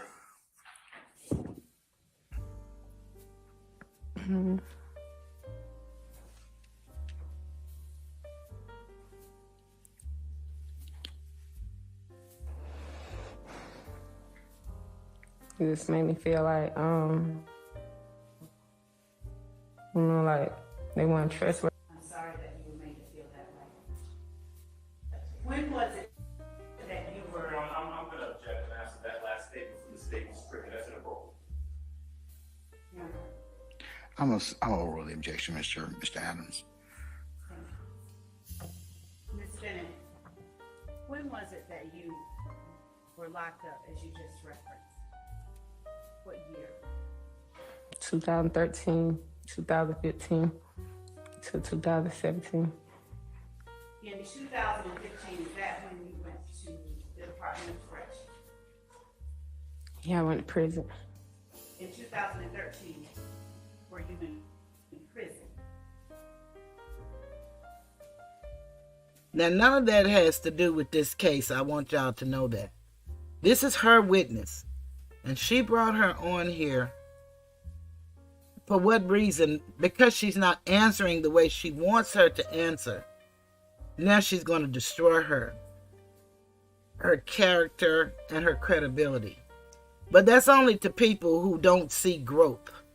That lady today is not who she was back then. She may not be on a $100,000 a year job, but she's not selling drugs or any of that today. And that was totally unnecessary. Just in my opinion. And I know that she's doing everything she can to get this prosecution, but you should not violate the rule of law, the letter of the law, the spirit of the law to get a conviction. All of those have meaning. And it would be a sad thing if you want to be a witness and you turn out to become the villain in the case. And that's what she's doing, is villainizing this woman. They do that well.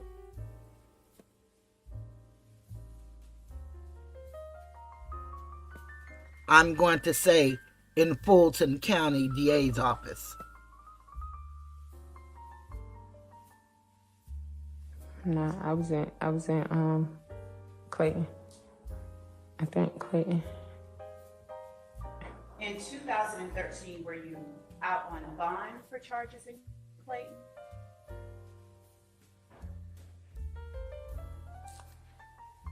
I can't remember if it was Clayton or Fulton. I'm going to show you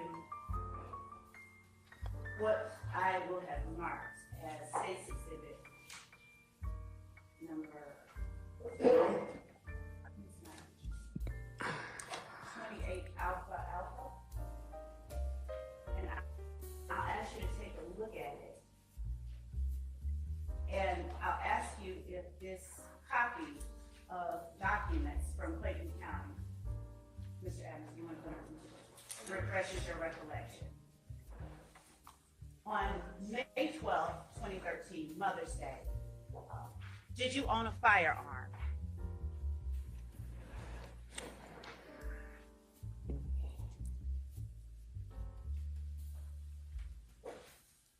What year this was? 2013. In 2013. Yeah, I think I owned it, maybe 2 firearms.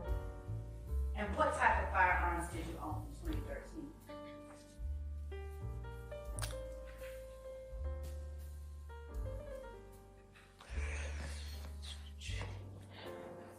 I really can't remember because I know the state, I think is what you call it, they had one of my firearms in custody. I think I had to turn it in or something.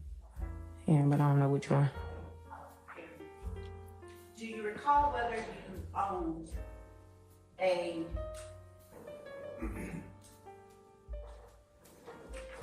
Kel-Tec pistol in 2013?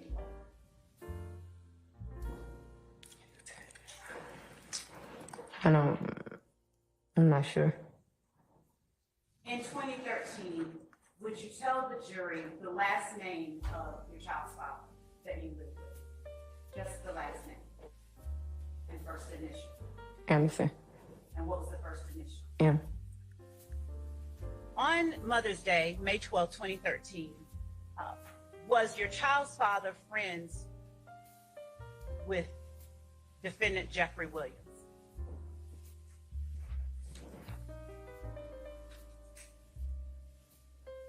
I'm not sure. Was they friends or not? Do you know who Jeffrey Williams is? Now I do. What do you call him? Thug. What did you call him in 2013? Thug. Do you recall when we met that you told me that your child's father was friends with Jeffrey Williams in 2013? No, I didn't tell you what year. I told you that they did a video together, but I didn't know what year they did it. And what video was it that they did together? I don't know. How do you know that they did a video? Because I seen it. Were you there while it was made, or did you just see it on YouTube or something else? Mm-hmm. I seen it on YouTube. And do you recall what song or what it was that they talked about in the video? No. On May 12, 2013, did you know a person called DK? No. Did you report to the police on May 13, 2013, that you knew a person by the name of DK? No. Did you report to the police in 2013 on May 13th that you knew a person named Thug? No. Let me ask you this. You said you now know who Jeffrey Williams is. Are you afraid of Jeffrey Williams?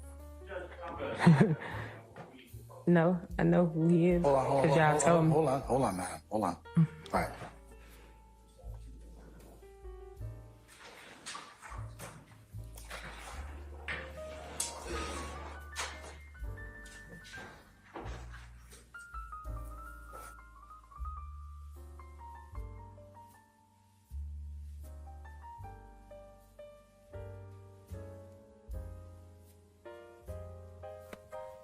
Y'all see what it's like to be witness in Fulton County. I was responding to you, M. Jones. And she told them several times that she wanted to harm herself. And they didn't get her no help. She said she went and got some counselor to come talk to her. But the girl was so traumatized because, again, imagine somebody you knew when you were growing up. Y'all might have known each other then, but y'all haven't been around each other or hung out in a long time. And 11 years later, they want you to come and testify against them. And he mainly knew your boyfriend better than you. And they asked you to come and be a witness, and this is how you get treated.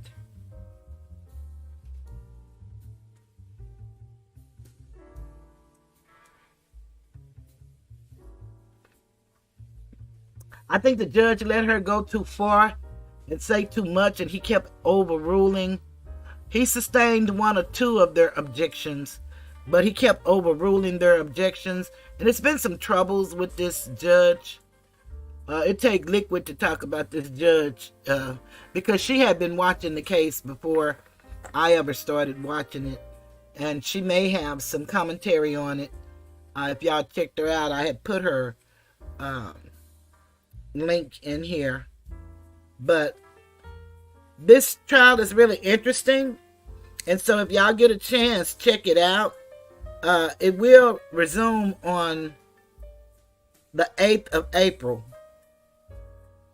the day of the eclipse, because they're on a break. I guess because of spring break, they're going to be doing some motions. Just the lawyers are going to be lawyering Monday and Tuesday, or Tuesday and Wednesday.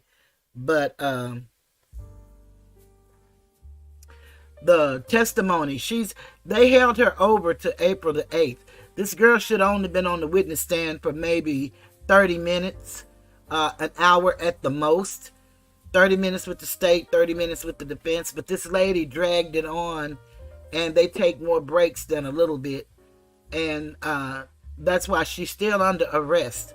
But he did let her go be with her family, and she had to put on an ankle monitor. This is the witness. But because they arrested her, but see, the judge didn't know when they were seeking to, well, he said he didn't know. I can't say he didn't know, but supposedly he didn't know that the reason why they were saying she wasn't going to show up is because she had told them about that man making advances toward her, and she didn't feel comfortable with him. But the last thing he told her was she didn't have to answer anybody. So when she finally got his message or whatever, then next thing she knows, she showed up thinking she just showing up to talk, but she showed up for them to arrest her, and she didn't go to the trial until the next day, so she had to spend the night in jail. And then they didn't finish with her that day, and the judge, instead of sending her back to jail after he found out what happened, because the defense didn't know she had got arrested and had to come from jail. Everybody seen that once she got there. That's why they asked for her not to be on camera, because she came in shackles and in handcuffs and in a uniform. And so a lot of people were angry that she was not shown on camera. But, the lady shouldn't have been shown on camera, because she shouldn't have been coming in there under the jail. She should have been coming on her own free will, which she told the judge she had no problem with coming. It was just so many different things, and he didn't know what was going on. We assume, but we don't know that. It's like they are penalizing the witnesses for exposing them for inappropriate. You got it. That's what they're doing. So that's why the name of this video is, Willis Defies the orders. And I wrote on the picture, will she get the same treatment that she gave to the witness? It just make you want to know, It's going to be interesting to see. So y'all be sure and check out YouTube tomorrow, because it should be something coming up where Congress may respond or something, because she was supposed to have all of the documents that they requested of her back in September. And they've been writing back and forth. And I think they really requested it in August. I've been reading some of the letters. I had one of the letters, and maybe I'll read that another time, because we're going to get ready to go, because you guys have been with me for almost 3.5 hours, and I greatly appreciate y'all. But what was really amazing, the tone in which she wrote her letters, and that's just what's unbelievable. The tone in which she writes. She speaks. Well, I got the letter up right here. I guess I could go ahead and just read this. It's very short. It's not a big one. This is a letter back in October that she responded to Mr. Jordan. And she doesn't think she's talking to Congress. I think she thinks she's talking to me, on YouTube or something. I don't think she really understands. And I guess when you're dealing with people in a town that allows you to get away with whatever you want to, because they have some question marks, like the commissioner, who cost the city $1 million because she was mad because her chief of staff didn't want to sleep with her anymore. I guess when you have that kind of power and you feel like you don't have to answer to anybody and everybody, has to answer to you. She said in one of her letters, she was telling them that she's not going to shut down their operations of prosecuting people and keeping the people of Fulton County safe. Well, how is she keeping the people safe when she just got people locked up and they haven't even been indicted? Y'all, that's really a serious matter. But, that's so unconstitutional. But if the families don't have the knowledge or the inquisitiveness to find out why is this, but see, because we don't know and we think we need a lawyer for everything, you can't represent another human being, but you can represent yourself. And anybody can file a 1983. But it has to be for yourself. You can't do it for another person unless you're a licensed attorney. A 1983 federal lawsuit in federal court. That's what I did. It can be done, and you can do it as an individual. That's what I did. And we just got to learn a little bit more. And I'm happy about our old times, and we got to know the old times so that we can remember them. It's in our DNA. But we need to know how to navigate through the waters of today, how to get in this system if you get caught up in these situations. A lot of us don't even know that we don't have to talk to the police. We don't have to. And even if they tried to do like they did her, lock us up, okay, oh well. But most people are convicted because of confessions. And it could be implied or explicit. But most people think because they've done nothing wrong that it's nothing wrong with talking, but it is. It really is. You cannot talk to people with power and authority over you because they abuse it. Not everybody. But most people are speaking to you for you to say things that they can use against you. It would be good if everybody was integral and honest and took their oath seriously. A lot of them do not, because number one, they're human and you don't know what's going on in their lives. They could have hard-headed children that they're angry about and taking it out on you or your children. You have to look at the big picture in its totality. You just cannot assume because they have a badge and because they have an honorable title that they're honorable. When she writes to Congress, she doesn't even write honorably. Anytime you're writing to any elected official, any judge, any elected official, they're considered honorable. Even attorneys, because they have a Juris Doctorate, they're considered honorable. So you would say the honorable whoever. But she doesn't write like that. And she's supposed to be a DA who went to college. And I guess she possessed a Juris Doctorate. I don't know what she possessed, to be real honest. But this is a letter that she did. And it's just 2 little pages. So I'm going to go ahead and read this so y'all can just see the tone of her writing. It's really shameful. And I would be embarrassed to tell somebody that I was the DA of anything. But not her. She's proud. She is proud of herself.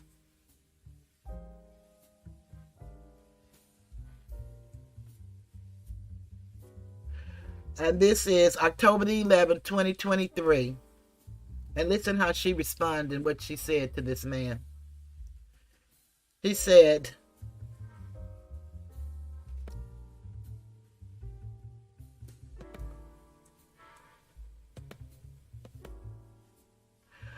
I am in receipt of your letter dated September 27, 2023.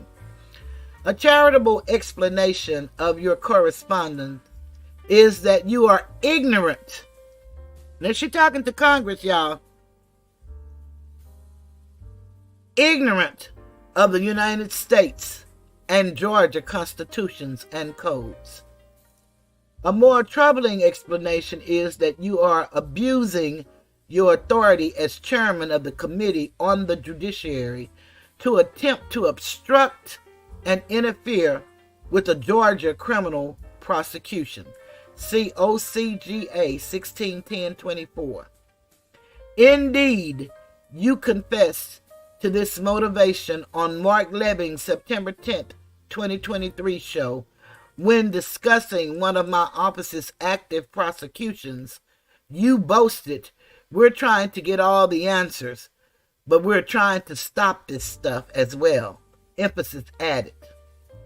While you may enjoy immunity under the United States Constitution's speech or debate clause, that does not make your behavior any less offensive to the rule of law.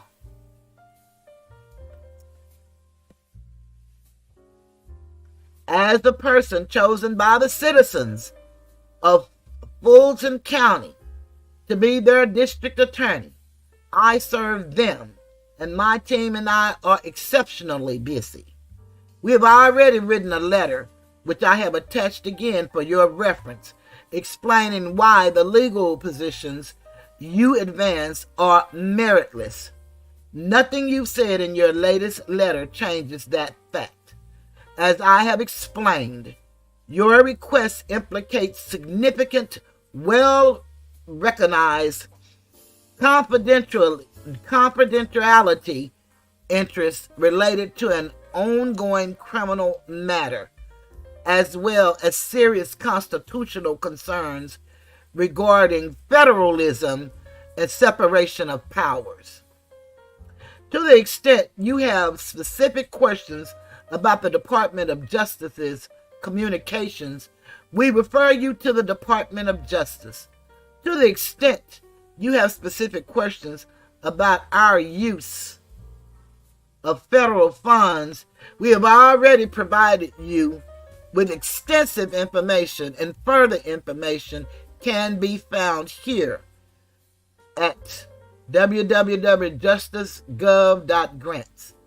My attached prior letter provided you with 4 noble suggested uses of your authority as chairman of the House Judiciary Committee. 1. Enhancing funding for victim witness advocates. 2. Expanding funding for testing all APE kits. 3. Supporting the Credible Messengers program, which helps to turn around children in trouble with the criminal justice system. And 4. Ensuring adequate funding to support state crime labs, which test for drugs like fentanyl.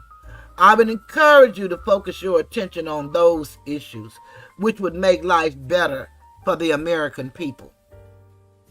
And that's her answer to Congress. Yours in service, Fani T. Willis, Fulton County District Attorney, Atlanta Judicial Circuit. And then she sent a CC to the other individuals. This lady is off of her rockers.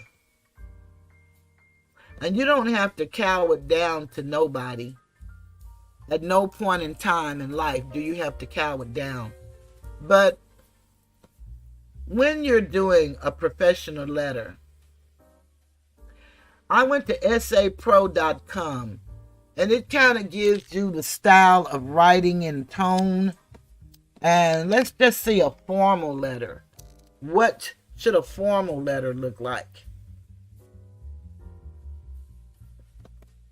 When you're doing a formal letter,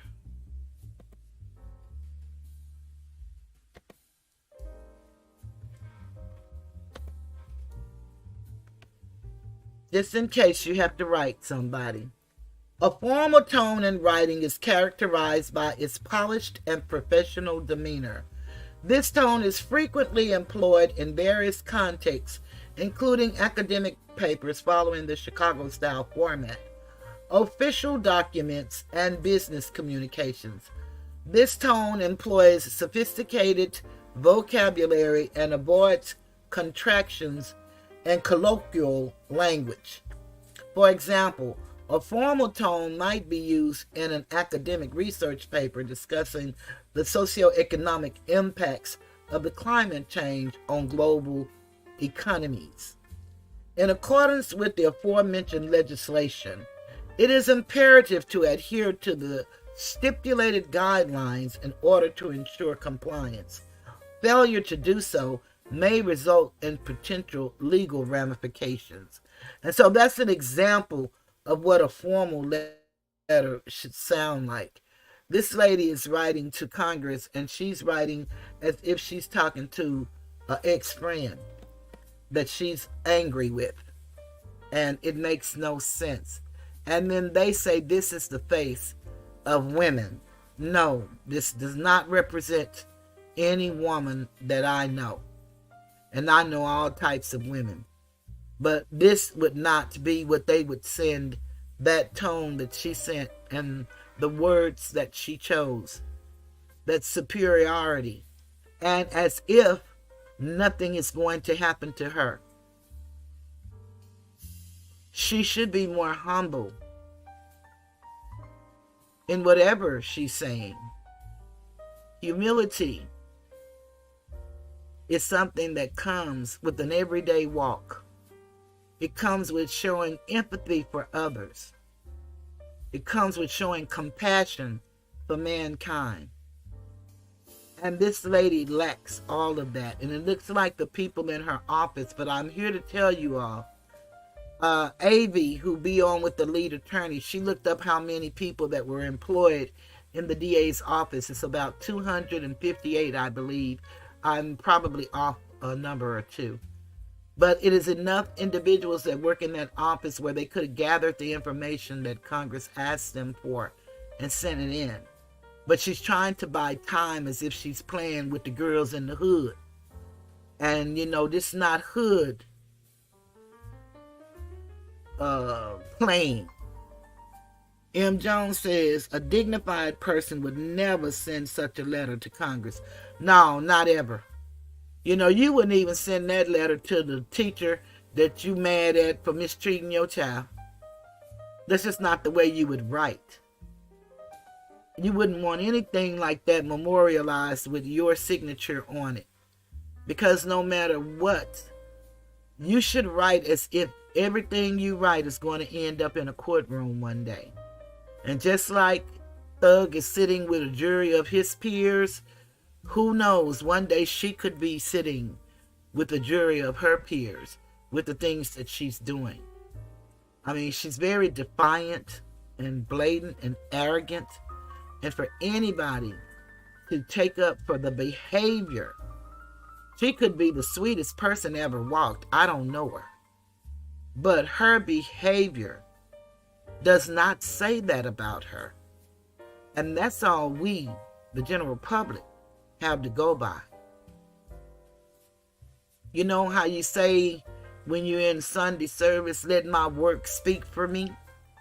That's what you really want to do. And then you want to line up with your work. And then her work ethic is not coming out good, nor is her writing. And, you know, instead of her hiring someone to see what her social media numbers look like, she should have hired someone to see what her correspondence looked like and to write for her so that she would look as intelligent as they pretend that she is. Because I don't see her intelligence. I see her defiance and her arrogance. And I see her being the typical, as the world would call, mad, angry black woman. Well, again, black is civilly dead in the eyes of the law. That's what black is. It's a legal status. It does not relate to people. But an Asiatic woman, as I see myself, and I see myself as an Asiatic woman from the Asiatic nation, because at one point in time, the whole world mass was known as Asia. So I'm not trying to be nothing that I'm not. I'm going with my pedigree and my bloodline. I'm not affiliated or associated with any sect, any organization, none of that. Even though everything here is an organization, because we live in contract law. But I've just done my own research, and to mine own self be true.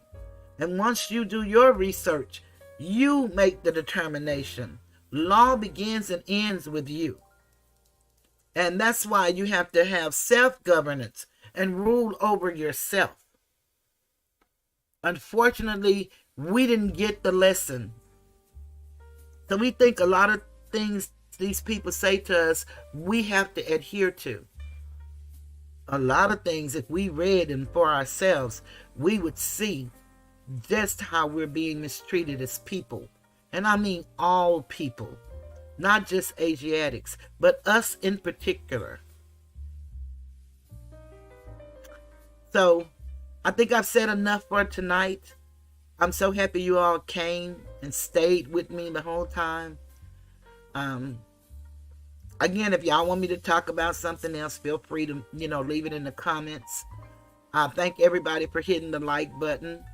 I look forward to seeing you guys on Wednesday.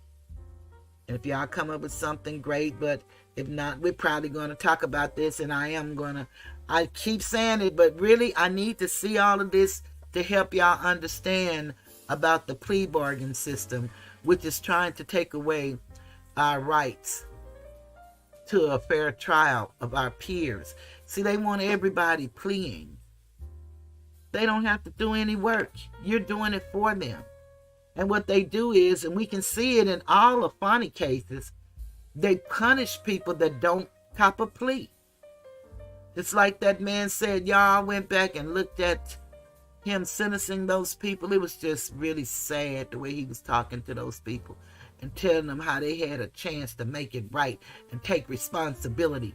You can't take responsibility for something you didn't do, nor can you feel remorse for something that you didn't do. That comes with you committing an act against a right.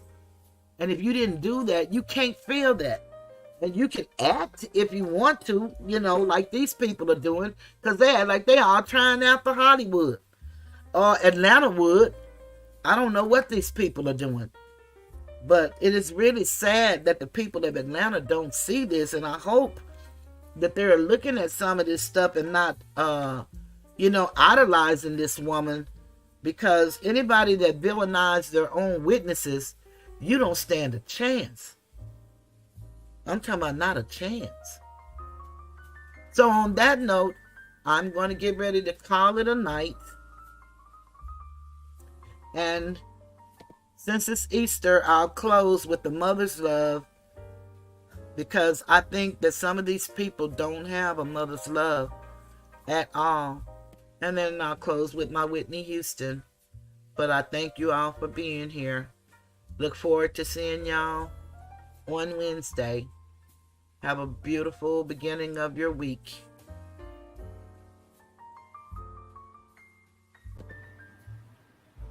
In a mother's love, you will find everything's alright. To a mother's love, you are bound. You can rest on sacred ground. In a mother's love,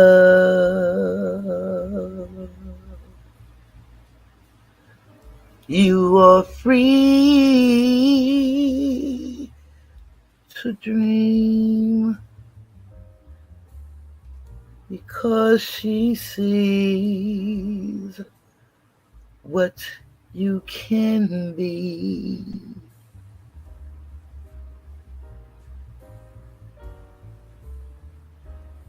In a mother's love, you see the sun, enough for two, but you're one. In a mother's love, you can feel when something hurts. You can heal. Yes, a mother's love is real. You grow because she knows to let you go. Yeah, mama.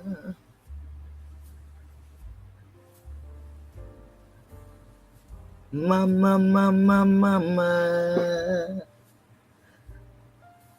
Mother's love. Mother's love. Yeah.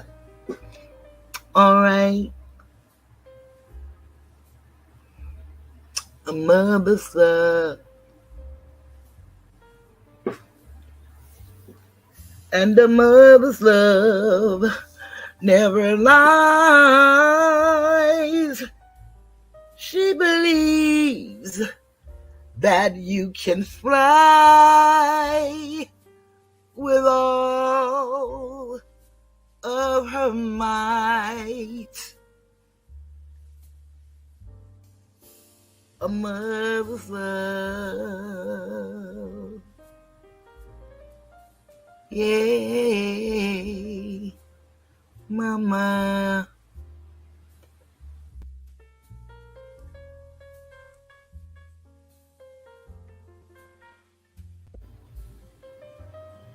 I believe the children are our future.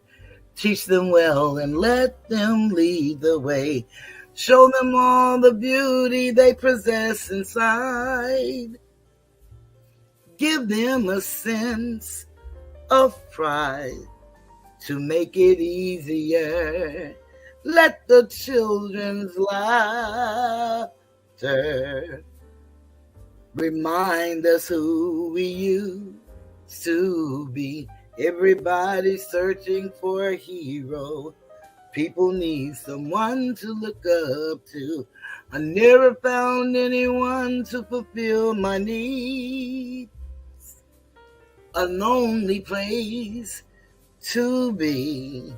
So I learned to depend on me.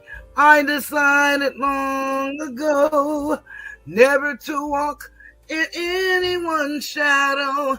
If I failed, if I succeed, at least I'll live as I believe. No matter what they take from me, they can't take away my dignity, because the greatest love of all is happening to me. I found the greatest love of all inside of me. The greatest love of all is easy to achieve. Learning to love yourself is the greatest love of all. And if by chance that special place that you've been dreaming of takes you to a lonely place, find yourself in love.